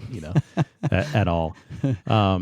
But I don't know. Next year, maybe I'm kind of interested in maybe Ironman or something like that, half Ironman. I don't know, something different. I'm kind of looking to maybe something different. So there's not necessarily, the kayaking thing is not necessarily just to take pressure off your knees. You could still run if you wanted to run or bike or whatever. Correct. Okay. Yeah. It was just a water sport that I enjoy the water. I appreciate the water, and again figured, well, I can do that. So between now and October 22nd, are you gonna put in on the river here? And you're just getting in what, like 10, 15 miles? Yeah. Like what's the that's limit? all. Yeah, that's pretty much all we've kind of done in training runs. We go from Ditto down to Triana is about 13 miles, so we might do that once or twice and call it a day. What's your heart rate peak at when you're? I try to keep, when I'm kayaking, I like to be in that about 138, 143, somewhere, 140. Low orange range. Yeah, is really about where that's where I settle in. It takes me about 15 to 18 minutes to settle in, and it's like, this is my pace. This is where I want to be, and just maintain that pace. Have it on our weight vest at CrossFit, and it says "Embrace the suck." Yeah, it's not. You're doing things that your body doesn't want to do, and so being mobile and non-sedentary. Being able to move and get up and do. That's what's appealing to me. And the reality is, you do. It's not comfortable. And it's not, again, these things, and I've told people before, CrossFit's not for everybody. Right. It's not, but it's inclusive for everybody, but it's not for everybody. Yeah. Either. So it's a spot where, again, it's giving me the ability to move, the ability to look out, in the future and say, I can do some of these things and attempt that, and be able to have a conversation with you about this 4x4 concept and say, well, maybe so, instead of saying, are you crazy? I'm not doing that. Have you gotten to the part in Goggins' books where he talks about like the 100 miles that he had to run in a certain amount of time to qualify for, like, it's like the Ironman of all Ironmans, and it's invite only into Hawaii. But to qualify for it, you have to go. It's like at a track, and you have to run 100 miles within 24 hours. Yeah. But he talks about the fact that he breaks his foot like at mile 70, and he just keeps going. And that's where it's like, this is where he like enters a certain level of commitment and crazy. Mm-hmm. Like, how do you run 30 more miles on a broken foot? And he's like, you have to train your mind to go places you never think it can go. And then he finishes the 100 miles, but there's still time left. And they disqualified him.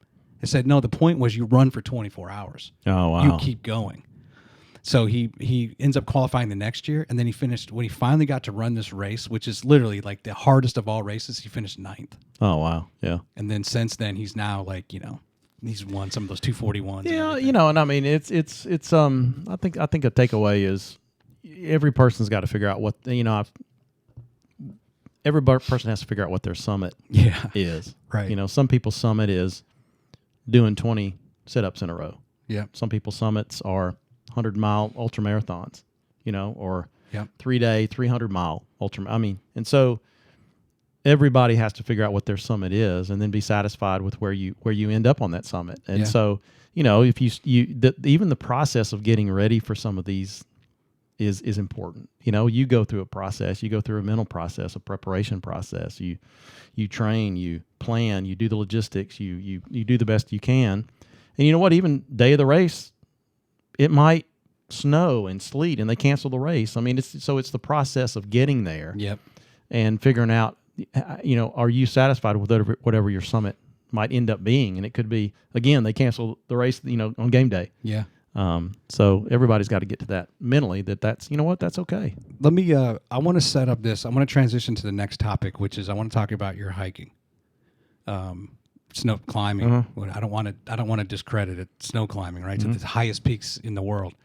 And so you have somebody like Goggins who, okay, he's on like a Joe Rogan or whatever national level. But I'm just as inspired by people like you or like a Chad Emerson who did the same thing, right? He's running a half marathon every month this year because he turned 50. Yeah.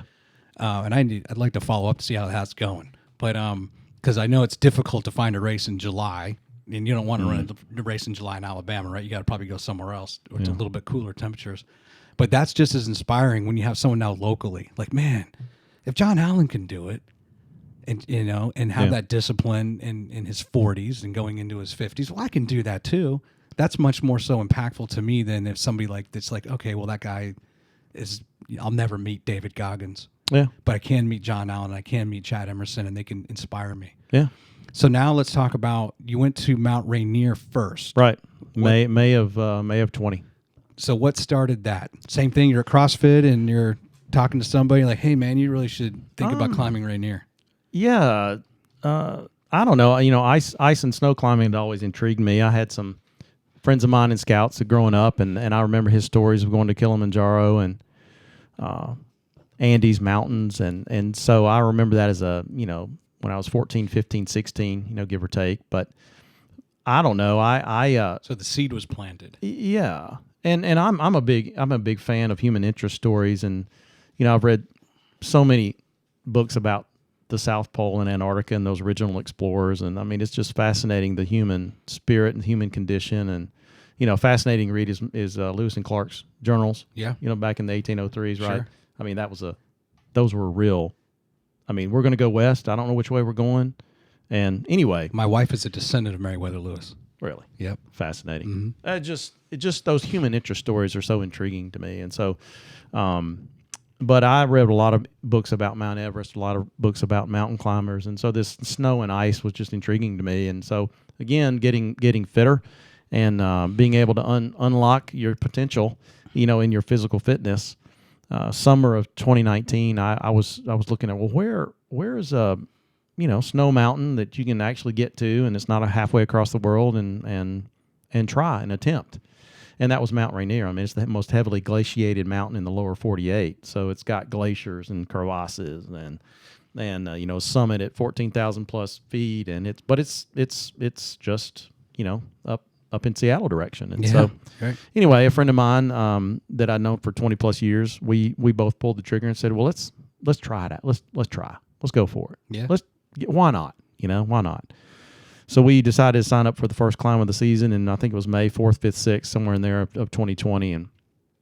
And we geared up and we trained up and we did all of these things that we needed to do, and we showed up. And first day you do this, gear check, and they check all of your gear, your backpack, all your ice axe, crampons, harness, light, helmet, all of those ice climbing things. The next day, Thursday, you actually go on a small snowfield on the lower part of Mount Rainier, and beautiful day. Mount Rainier was in all of its glory in the background of blue. It was beautiful. It's incredible. Yeah. And the next day you start out, about 8:30, and you get ready to go on the climb. And so by then the weather had rolled in and it was snowing up on the mountain. And we made it at the parking lot, and it was a blizzard. You couldn't see anything. So pretty much within the first hour and a half, we were in crampons, climbing up the ice field and snow, which was like, wow. I mean, we're in it. We're in it.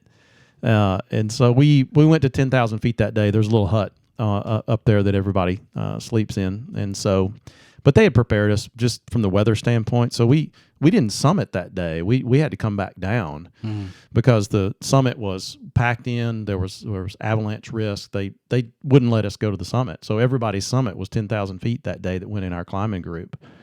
But the weather at the summit was minus 29. The wind was blowing like 42 miles an hour, and it was just not an option. But the process of getting from the parking lot to 10,000 feet was incredible experience as well, honestly. And so you're sleeping in this this little hut at 10,000 feet, and it was it had to have been about 12 degrees in that little hut, overnight. And anyway, so the experience was just still pretty incredible experience to be a part of, and kind of got that little bug. And then Everest. Yeah. So That was November 11th through the 28th of last year. Okay. And so two other good friends of mine, we did the Everest Base Camp trek. So we went to, a little under 5,400 meters, so 17,000 roughly feet, 17,500. And so we went from Lukla to base camp. It was about 8 days up and 3 days down, 41 miles up, 41 miles down. Sheesh. So, but an incredible journey as well. I mean, just the culture, the people, the perspectives, the views, the hike. I mean, you're looking at the highest mountain in the world, and your goal, your summit is Everest Base Camp, and so you get down there and you see Everest in the back, right behind your shoulder, and it's a pretty powerful experience because I've read, again, so many. I mean, just a lot about Everest and mountain climbing and mountain climbers and what it takes to be able to actually summit, Everest. Yeah. But for me, that was an incredible experience. Was there a process to acclimate yourself to that elevation that you had to go through? Because 17,000. Yeah, it's up there. Man. Yeah, it's it took us 8 days to get up there. Yeah, and so 2 of those days. I mean, and you go and you go slow, obviously on the way up, and you can really move on the way down. Which up and down in the Himalaya is Mount Rainier was up. It was a continual up. Yeah. The Himalayas you got to go down to go up and up to go down, and it's you're crossing rivers and then you're going back up and down, and gotcha. So you're acclimatizing as you do that. But 2 days in particular were acclimatization days. So we would go up about 1,200 feet, come back down, shock your system into making more red blood cells to pull in more O2 and acclimatize better. Did you feel lightheaded at times? Did you almost pass out at times? No, actually, none of us really had any issues with mountain sickness. Others that we were in these tea houses with had to be flown off the mountain. Yeah, honestly, I mean, and it's just a physiological thing. Some people have the ability to go to higher altitudes and not be affected by it, and some were halfway up the trail and had to go home. Yeah, so you can't plan that until you get to altitude. And you had a Sherpa? Oh yeah, he was incredible. So we had a guide who was just picking the trekking service. White Magic was incredible. They were just incredible. Okay, trekkers. So we had our main guide, and then we had our Sherpa, which was our porter. His name was Sundays. And Sundays, I don't know if I've got a picture of him pulled up on my Facebook, but anyway, Sundays, if he was more than 85 pounds and 5'1", that it's probably somewhere around in there. Wow. But I mean, to watch him work in the mountains was just, it was incredible. Sure. It was absolutely incredible to watch. Because I knew how much we were struggling with our little 12-pound day packs. And I mean, he had 65, 70 pounds on his head. So I give all the credit to them, the trekker and our porter, for making it successful for us. I wonder how many times he's made that climb. Oh, numerous. I mean, it's fascinating. I mean, the only thing, the way products get up and down the mountain is yaks, horses down low, yaks up top, and human power. Yeah. Huh. All right. I've got some pictures prepared for you. Yeah. Some of which we've talked about, and then one that's kind of a surprise based on something else that you at one point did in your life, and I want you to comment. So this is called the Pick 6. Okay. It just means I think I'll do more than 6 pictures because they were kind of fun to pull together. Okay. When I bring them up, it's just, if you have a one-word answer, great. If not, let's just talk about the picture. Okay. Make sense? Yep. Love it. All right. So I'm going to switch over to the number one. Back to the internet. And it's not the internet. These are pictures. Boom. Okay, here we go. Yep. Peaceful. I believe these are banana groves. Looks like it. That? Mm-hmm. That's what it looks like. I always forget. I got to tell our viewing audience. Some people only listen to this. Some people watch it. The first one is a picture. I've only kayaked. I think I've kayaked like down in the Florida Keys, or I think even in here in the Tennessee River, they probably have little jetties. They do. And like banana grove type things. And you said peaceful. To me, a lot of times you find that's where I just want to jump out, and I feel like the water is like, it's just going to be perfect. Yeah. Just to kind of swim around. Yeah, I mean, it's just very peaceful. When you're human powered on the river and lakes and streams, it's a very peaceful time. Do you do that a lot? Do you go on the river, other than when you're training for endurance? Do you pop into these little jetties at times? There's like Limestone Bay over in Mooresville direction. There's gives you the ability to really paddle around some of these smaller areas like this. The Tennessee River, not so much. Okay. Yeah. It's good to know. Yeah. I made a bad assumption. Look at this. Oh yeah. In the canyons, paddling down the canyons, looks like in Colorado maybe, or Utah, out that direction. Yeah. Just quiet, taking your own time. It's not a race. Enjoying nature. Now, It's pretty incredible. I could probably row 4 hours straight if I get to row through scenery like this. Yeah. Other than just in the gym. Yeah. Yeah. Fair. Yeah, I just thought that was a beautiful shot. Yeah, it's a nice shot. Beautiful shot.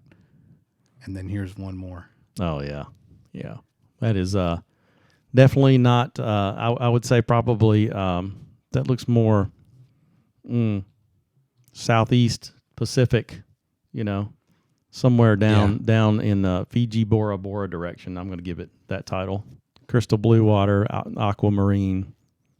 Yeah, that's very nice. I just realized from our viewing audience, I finally updated the screen to the Pick 6 screen, but it's the same thing. Nice. All right, next one. I think we are now going to transition out of kayaks. Yeah. Oh yeah. Mini Baja. Oh, you went back. Yeah, back in the river. So tell me about give some origin to that, because we haven't talked about that at all. But you did some is it SME or what's the ASME? Yeah, ASME. Yeah. So yeah, back in college, and they probably still, I'm sure, have it today. But they have a mini Baja competition. So back when we were doing that, we were seniors in college in mechanical engineering, and we decided to do get involved in this mini Baja race. Mm-hmm. So at the time, I think Briggs & Stratton was one of the sponsors of the event, and they gave you an 8 horsepower Briggs & Stratton engine, basically a lawnmower engine, and said, "Hey, build a car around it." Okay. And they gave you these parameters. The car's got to float in water and maneuver in water. It's got to steer. It's got to have braking systems and transmissions and all of this. And so, you as a young, know-it-all, got it all figured out. Mechanical engineering students went to work. So we had one guy that was a welder, and we cobbled together this little mini Baja car back in, I guess it was 93, to put in this race. So we went down to Central Florida, I think UCF, and raced this car. Our car wasn't really that good, honestly. We built it for like $300 out of piece parts. I think we stripped a moped for brakes and put it on the back axle. And anyway, but it was a fun process. It was that hands-on learning sort of a process that we did, and figuring it out and figuring out how we were going to do our front end and our braking and steering. So it was a great project. It was fun. Now, have you ever been to the Baja 500 No. or whatever? Mm-mm. Or No. do you still have an interest in racing or building like race cars? No, but I mean, we just got back from South Dakota, on an ATV trip, and been to Utah twice and South Dakota once. So we go on about a 3-day ATV trip every year, and just have a great time doing that. So on a smaller scale. That's cool. Yeah. And here's what comes to mind when you see this? Pretty fun comes to my mind. This is the starting line of a Baja race. Yeah. That's good stuff. There's just nothing like competition. Yeah. And you feel that when you line up all those kayakers. Oh, yeah. Even though, okay, on one hand, it's not about winning. Right. You know your limits, right? Okay, like I'm not going to win. Sure. I'm not going to win the Chattajcack 31. That is correct. I would like to personally do better than I did last time. Fair. Or there's something, right? Sure. But there's nothing like, it doesn't matter. It could be a neighborhood 5K. Yeah. There's nothing like lining up. Yeah. Well, I can't say there's nothing. It's incredible. It's a great experience. Yeah, to put yourself in that position, like, okay, great. I'm whatever it is you're into, I'm here. Right. Right. Well, that's part of the summiting. Yeah. I mean, to be able to sign up and do that, line up, and even if you walk the 5K, you walk the 10K. Yeah. Good for you. Go get it. Get after it. I once, back in 2017, I used to play a lot of golf. I qualified. I played in the Virginia Amateur. Oh, wow. And it was it was a process. I qualified at a course. I did 5 practice rounds over the course of a few months. And I kind of, as you get older, or and I never competed in golf as a kid. It was just as an adult. Right. But I was really proud of myself because I really thought through, okay, how do I how do I prepare myself? I still got to work, and I've got responsibilities in life, but got to practice enough, and then I've got to play this course. Golf's just one of those things that are really difficult, right? The conditions are always different, right, day to day, and even in the same day.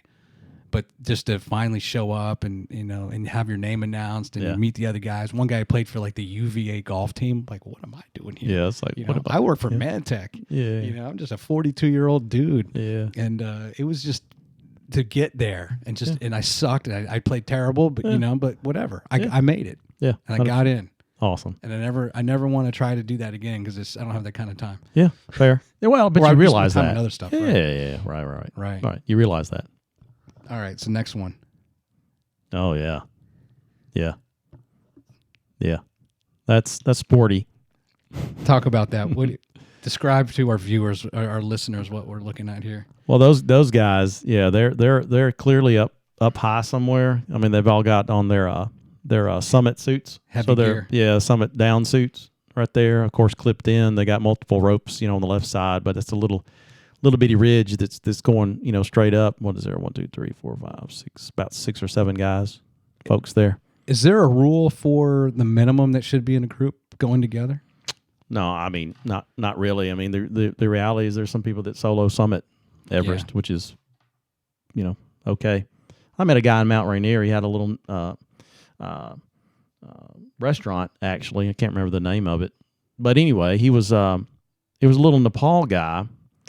And he actually had in this restaurant his summit suit, all of his gear, but he's got the world record for climbing from base camp to the summit of Everest. Really? 11 and a half hours. Wow. 12,000 vertical feet. Wow. Absolutely fascinating. About 1,000 feet an hour. But the reality is, these guys are up top somewhere and headed that way. And, going up is one thing and down is something else. Here's the next one. Oh, ice climbing. Yeah. That is very dangerous work right there. Very dangerous work. Yeah, that would. It's one thing to fall in the snow. Yeah. Well, and just the ice shifting, and it shifts with the mountain, and it shifts with the temperature and the sun. So depends on when you climb it. And those people that do that are real. I call it artisans. Mm-hmm. They read the ice. They look at the ice. They see what it's sounds like, and it's. I would probably do there's a ice wall climbing training that you can do. I think it's out in Utah actually, but I don't really have that big of an interest in that. Yeah, it's one of those. It's a little too much. This might be the last one. Yeah, that's my last pick. Yeah, that was the pick 6. Yeah, it's a good pick 6. Strong. It's always kind of fun to just pull the thread of something that someone's into. Yeah. So the comment that you made, I know. And again, with this podcast, there's other times you've been interviewed. Mm-hmm. Hold on, I got to figure out what's going on here. Which screen? Here we go. And I would encourage anybody to listen to the Downtown Huntsville podcast with Chad, where he interviewed you. I don't want to duplicate things that he asked you, but one comment you made was that it makes you a better man, better person, better in your profession. So let's transition. Now that you've been kind of doing this concurrently with the energy you're putting into the Committee of 100, I do want to ask you about a couple of specific programs. One of them is the National Board Certified Teachers. That's an initiative going on right now. Right. And it's called what? Raise Your Hand. Raise Your Hand. Let's talk about that. Yeah. And as we go, and as you talk about that, maybe you can comment a little bit on how the time that you have your personal time. Let me just tell a quick story. Bronco Mendenhall was the coach at BYU and went to UVA. In his press conference, this is like 10 years ago, in his press conference at UVA, one thing he said was, my personal time is non-negotiable, and it's an hour and a half every day. Mm-hmm. I will have an hour and a half in the morning, non-negotiable. You don't call me. Right. And that's my time. And we're also not going to practice on Sundays and things like that. But I just kind of thought that's somebody who kind of gets it, the balance of things, right? And maybe even now, whatever that time that you have in the gym, it's not just about you trying to chase your hobby and in pursuits of kayaking. It's also time you need to process, to think, to I call it download. Decompress. Yeah, decompress, download. Download. So I guess as we go, I'd like for you to kind of comment on how your approach to the Committee of 100 as the CEO, and maybe some of the insights or ideas you're getting as a better leader, because you're also taking the time every day, right, to focus on John as a person and your own personal health. But let's talk about that National Board Certified and that campaign of Raise Your Hand.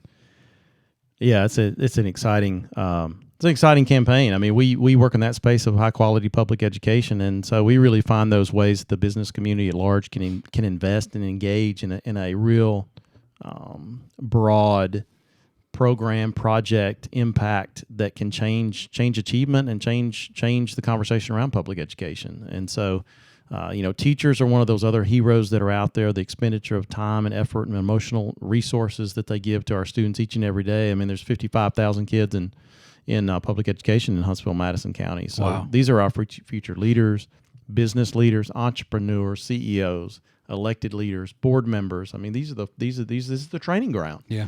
And so we were fortunate to come across this conversation around National Board Certified Teachers. It's the highest certification teachers can get in their profession, and it's professional development at a very high level. Typically takes teachers 1 to 3 years to go through this process, and it costs about $2,000 per teacher.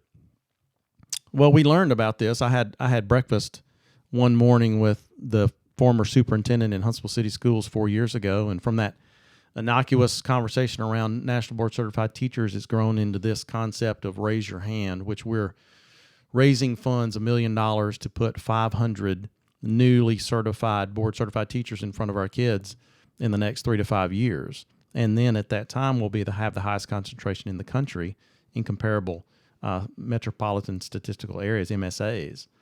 And the reality of that is the business community seeing the value in National Board Certified Teachers, the value in public professional development for our teachers, and investing in that. The data is there.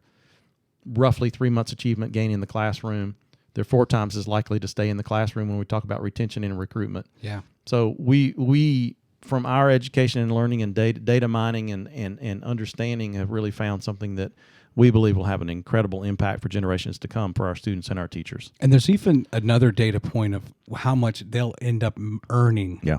Was it 40 or 50,000 more, right, on an annual basis because of right. the So they roots get of this. they get a stipend at the end from the state that's appropriated every year, and so when you get that certification, it has ability for them to gain more income for having that certification, and so we're proud to be able to lead that charge with our collaborative partners, the Schools Foundation, and it's really something that we're committed to. And so to tie it together with what you mentioned earlier, we as a community, and maybe even as a people, and maybe even this country, we're very good at moving on. Great idea. Work on it for 3 or 4 months. Move on. Yeah. Oh, it's Squirrel. hard. Oh, it's hard. Yeah. That's hard. It is hard. Yeah. Oh, I mean, you got to go to the gym to get better. I don't want to do that. Mm-hmm. But this is one of these programs that we are committed to. The endurance. We're incredibly committed to making this a reality. And that's going to take another 3 to 5 years. It's going to take persistence and endurance. It's going to take those things. So again, when I have that mentality and develop that mental process, I mean, some of these big things that you want to do in a community, sometimes it's culture change, and that's the hardest thing that you can do. Yeah. But taking that mentality of how do we do that? How do we break it off into bite-sized chunks? How do we train for that? How do we use people, influence, and passion and strategic plan and mission to move these things forward?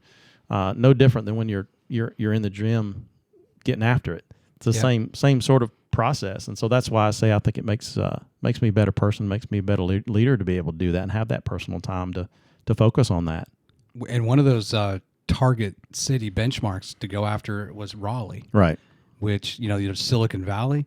They're known as the Research Triangle. That's right. And now we're proud of Huntsville. We have the most PhDs per capita than any other city in the country. Right. We have a research park and everything else you want to. But I think how cool is that, right? For you all to say, hey, who's out there that's kind of the standard, the bar, They are the highest bar that we want to not match but eclipse. Yeah, I mean we did all these data sets. We looked at Florida, the top, five, the Florida, Kentuckys, North Carolinas, Mississippis, Washingtons. I mean, we looked at all of those and made our comparisons and have our data in hand to say this is where they're at and this is where we're going. So it's going to be incredibly impactful again for generations to come, and that's big. That's big work. Yeah. And so we're into a lot of other big work that's out there that's community changing. Now, on the strategic front, when you have that, you talked about how you're kind of above the trees, looking out at the mountain, the hillside, if you will. Long term planning and strategy. What are some of the? And I think you said you spend the lion's share of your day kind of on that, right? And what Huntsville, what we should be looking at.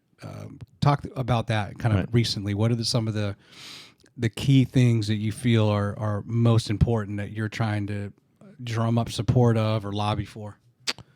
I would say, one of the biggest areas of opportunity that we have is continued regional collaboration across North Alabama, across the Tennessee Valley. Okay.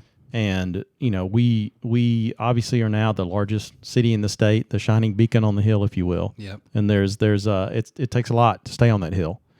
But I think for us as a North Alabama, as a Tennessee Valley, increasing that regional collaboration is really key to our success and our future success. So, you have that engine of the economy, the Huntsville Madison County Metro. You have this incredible opportunity of economic development that the chamber and other folks are working on, day to day and in and out. Mm-hmm. And so how can we, through one of our strategic plan efforts that we started 8-9 years ago, launched 2035, of which you talked to John Kovach and team a few weeks ago about that. But that entity in and of itself, it's a 501c3 that we spun up that we really use as our regional collaboration tool. And so when we work in areas of workforce, entrepreneurship, and land use planning. And so Singing River Trail came out of that land use planning conversation over the last really 6 years. If you recall his conversation of the genesis of the Singing River Trail. And so that's an economic development tool. It's a workforce tool. It's a tourism tool. It's a connectivity tool. It's an incredible project with an incredible guy leading that project that we were fortunate to snag up 2 years ago. So I think for us, increasing that level of connectivity across the region with communities, counties, cities, municipalities is critical to our future success. And tomorrow I will promote TARCOG. Yeah, that's just one of 12 councils of government throughout Alabama. But right here for us, we're in that 12th of 12. TARCOG. Sarah James is the Economic Planning and Development Director. Right. That's actually out now, but I'll promote it tomorrow. Yeah, that'd be a great conversation. And I think she's talked about all that too. Like and Kovach will say the same thing. I don't care if mayors don't get along. Like we're trying to make something happen, right? Right. But part of that is to bring it together, right? Maybe have a and I don't know how difficult is that. Yeah, I mean, I was about to say, the reality is you have different constituencies. Not only, certainly if you're in the elected space, you have different constituencies. The Decatur mayor, why should he care about the city of Huntsville? Why should Huntsville care about Lawrence County? Why should Lawrence County care about Jackson County or Guntersville? Right. And so, they're not magnets that normally attract because they have different constituencies across the entire district. Right. And so for us as Launch 2035 and what we're trying to do is be that Switzerland. We're trying to be that third party. Our interest is in nothing else but making our community and region a better place, and how we do that is through connectivity and bringing people together. Yeah. So what's good for Huntsville is also good for Guntersville. What's happening in Guntersville, for instance, on their river and dock is incredibly exciting with Mayor Dollar and team over there doing their thing. Well, what's that could maybe even translate over to our western friends that are on the river that have economic development opportunities. So if we can connect the right people, connect the right mindset and opportunities, then North Alabama region is going to grow effectively from that. So we really try to do that through being a Switzerland. We have no other interest but connecting people and issues across the region and nothing else and nothing more or less. And I would assume that Launch 2035 has been a good catalyst in kind of making that happen, as now people see, okay, here's an initiative. It has a name, has people, working it. Have you seen are you seeing a difference kind of month to month as we go forward?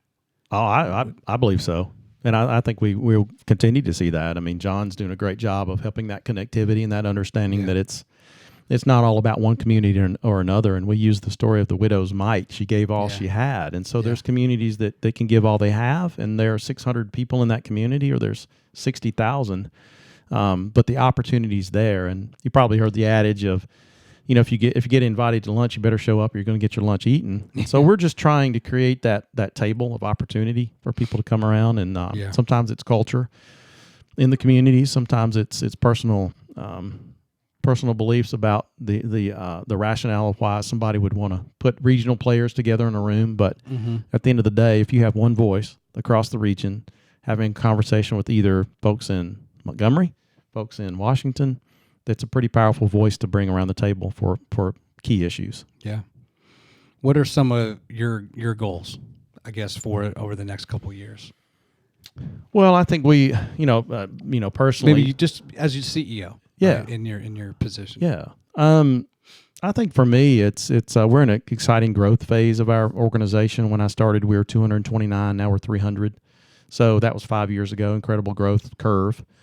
But to be impactful in the work that we do, to be deliberate, to be very strategic, which is always where I come from, and just in my mentality and how I process things. But I think for us as an organization to continue to be impactful, to continue to be use our influence to really look at a broader scope of what's happening in the community, and really that is, I believe we all should open up our aperture as we age. Yeah. As we gain wisdom, and not go the other direction to where you have a very small aperture looking through a telescope at a very minute issue or situation.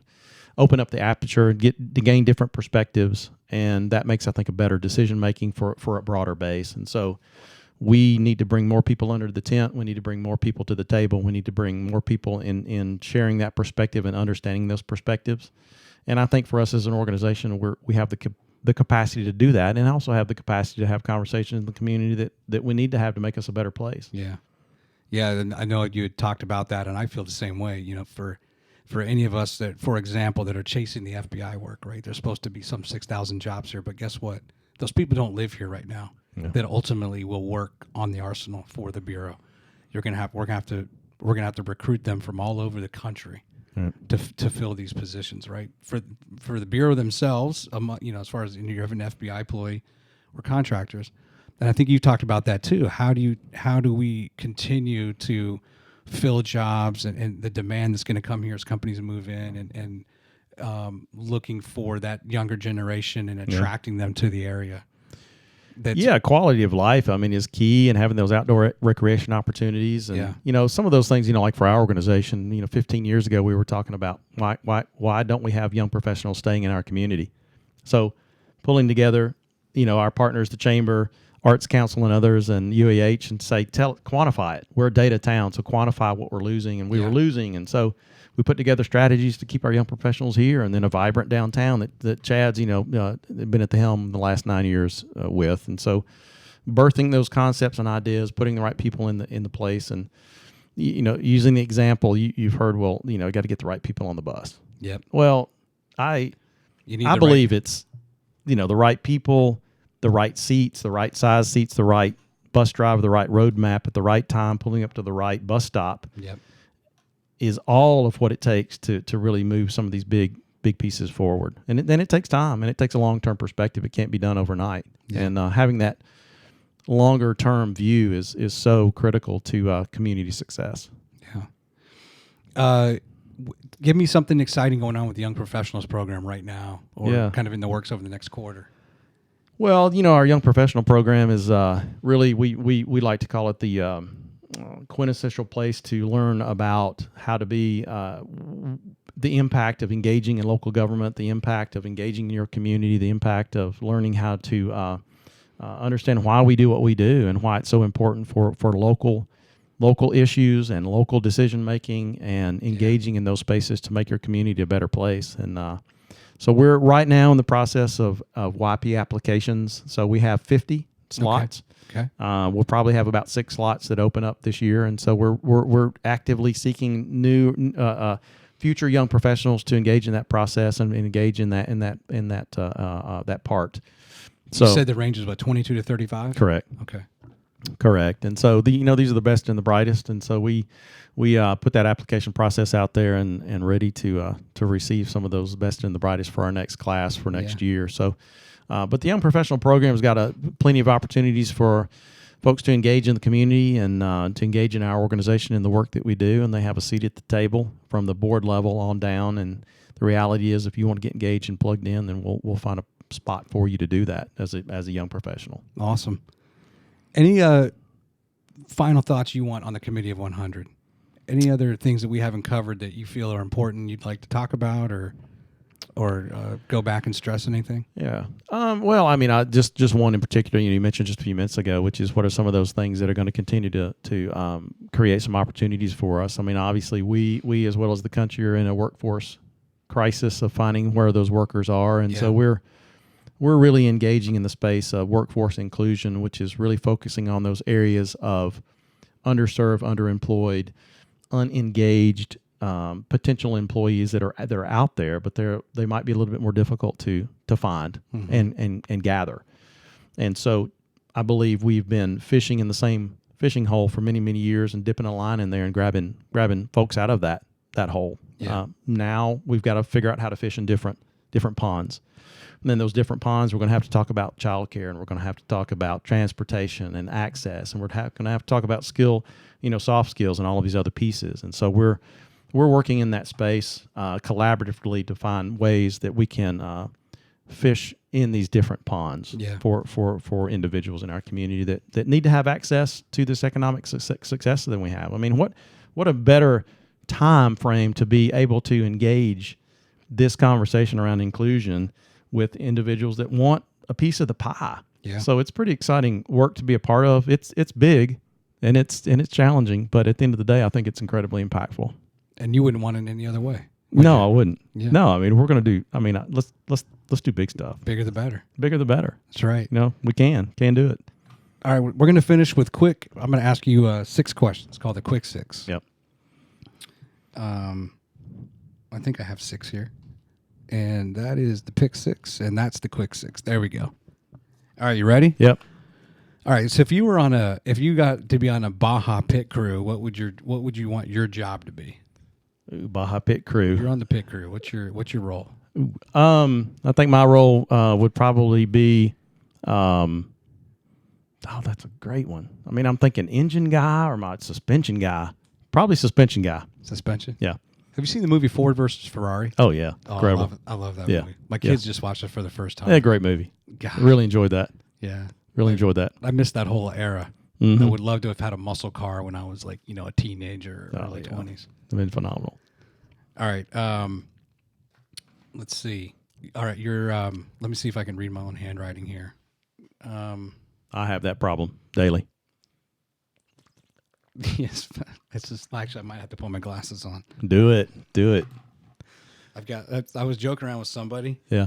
Where they have he told me he has 50 pairs of readers. Just he bought something online for it's 50. Hey, pair. Own it, man. Yeah, I'm gonna have to come back to that one. I can't remember. Yeah. I can't remember what this last word is. All right. Your favorite U.S. president? Ooh. I don't know, I would say probably, and I don't know if it's favorite, but I read David McCullough's biography of Truman, and it was just a fascinating insight into somebody that I think was probably misunderstood by history, and it's more of that, history. You've got to get a little ways away from it to see how history deals with presidents and deals with people in general. But I think about the other presidents. I mean, I remember. Reading another biography about Adams back in the early days of our republic, and some of those founders of our country, and so I think they each had their marks. They each were incredibly unique, but they each had their flaws, and they're human. Yeah. And so it's I don't know if I have a favorite. They each had decisions they had to make, like Truman. He had to make the decision about World War II and how we were going to end this bloodshed across the world. Yeah.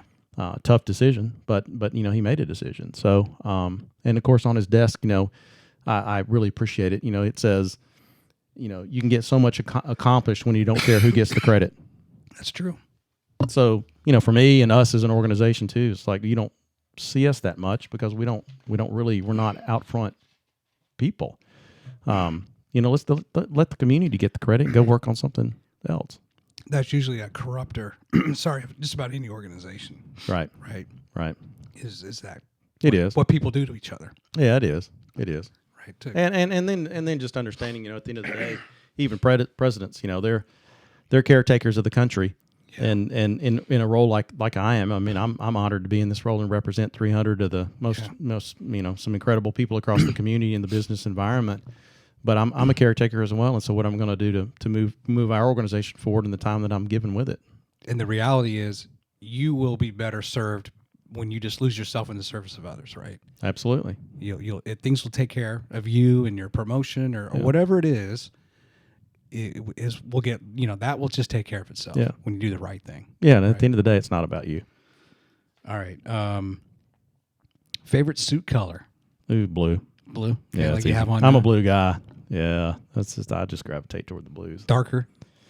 It depends. Maybe it's the winter, spring, summer. Got some lighter shades? Yeah, it just depends. Correct. You have a seersucker? No. No, those are sweet. No. Can't do it. Can't do it. Can't do it, man. That's a Southern thing. I know. Can't do it, though. Nope. If you had gone into the military, what branch would you have chosen? Oh, that's a great question. I'd probably say Army. Yeah, probably say Army. To this day, I've told people when they came to our cafeteria in high school, I couldn't make a decision. I don't even know right now, if you ask me, you have to go. I don't know. Yeah. I am kind of fond of all of them for different reasons. I think I'd probably choose the Army. Yeah. Yeah. I probably read way too many naval history warfare books. Yeah. To say I don't.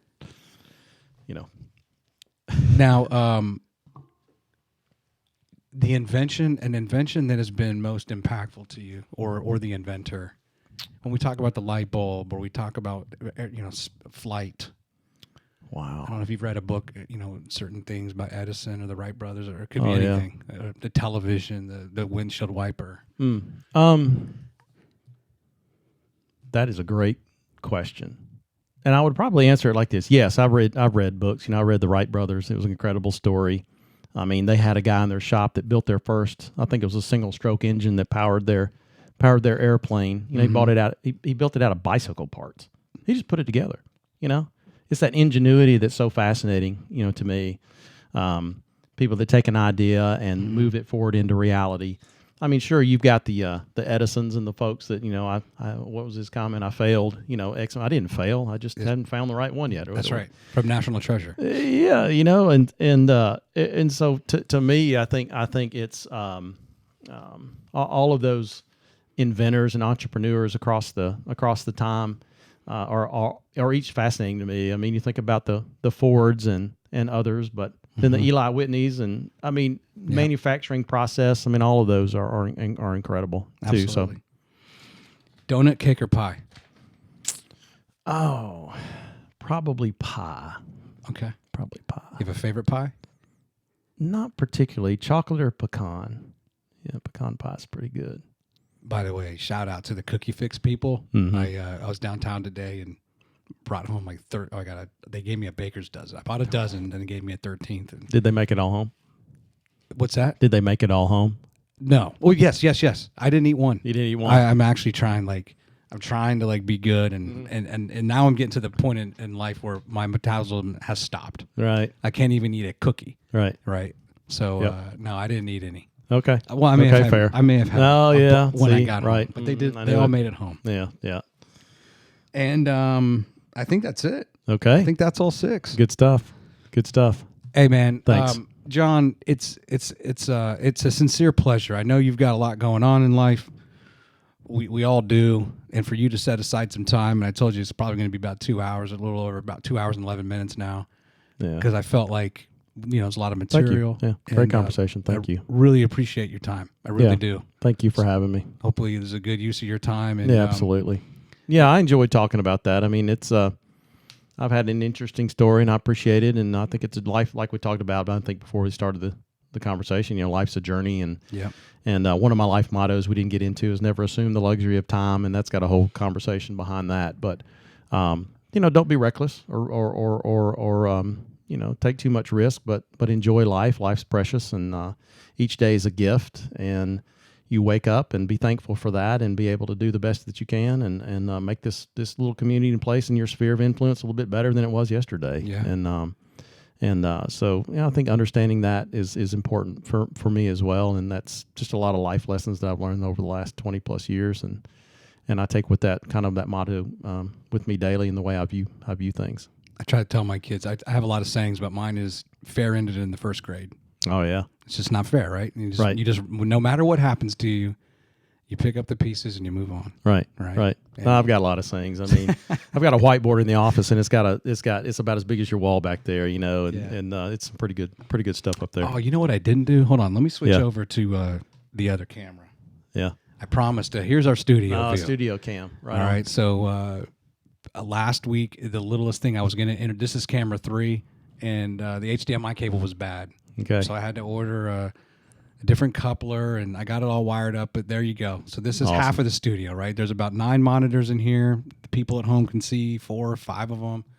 Yep. The new China ball. I have my logos on both little ceilings here. So there Nice. we are. Perfect. I love it. Thanks for having me, John. I really appreciate you. All right, man. All the best, and I look forward to talking to you again soon. Yeah, absolutely. All right. Thanks, brother.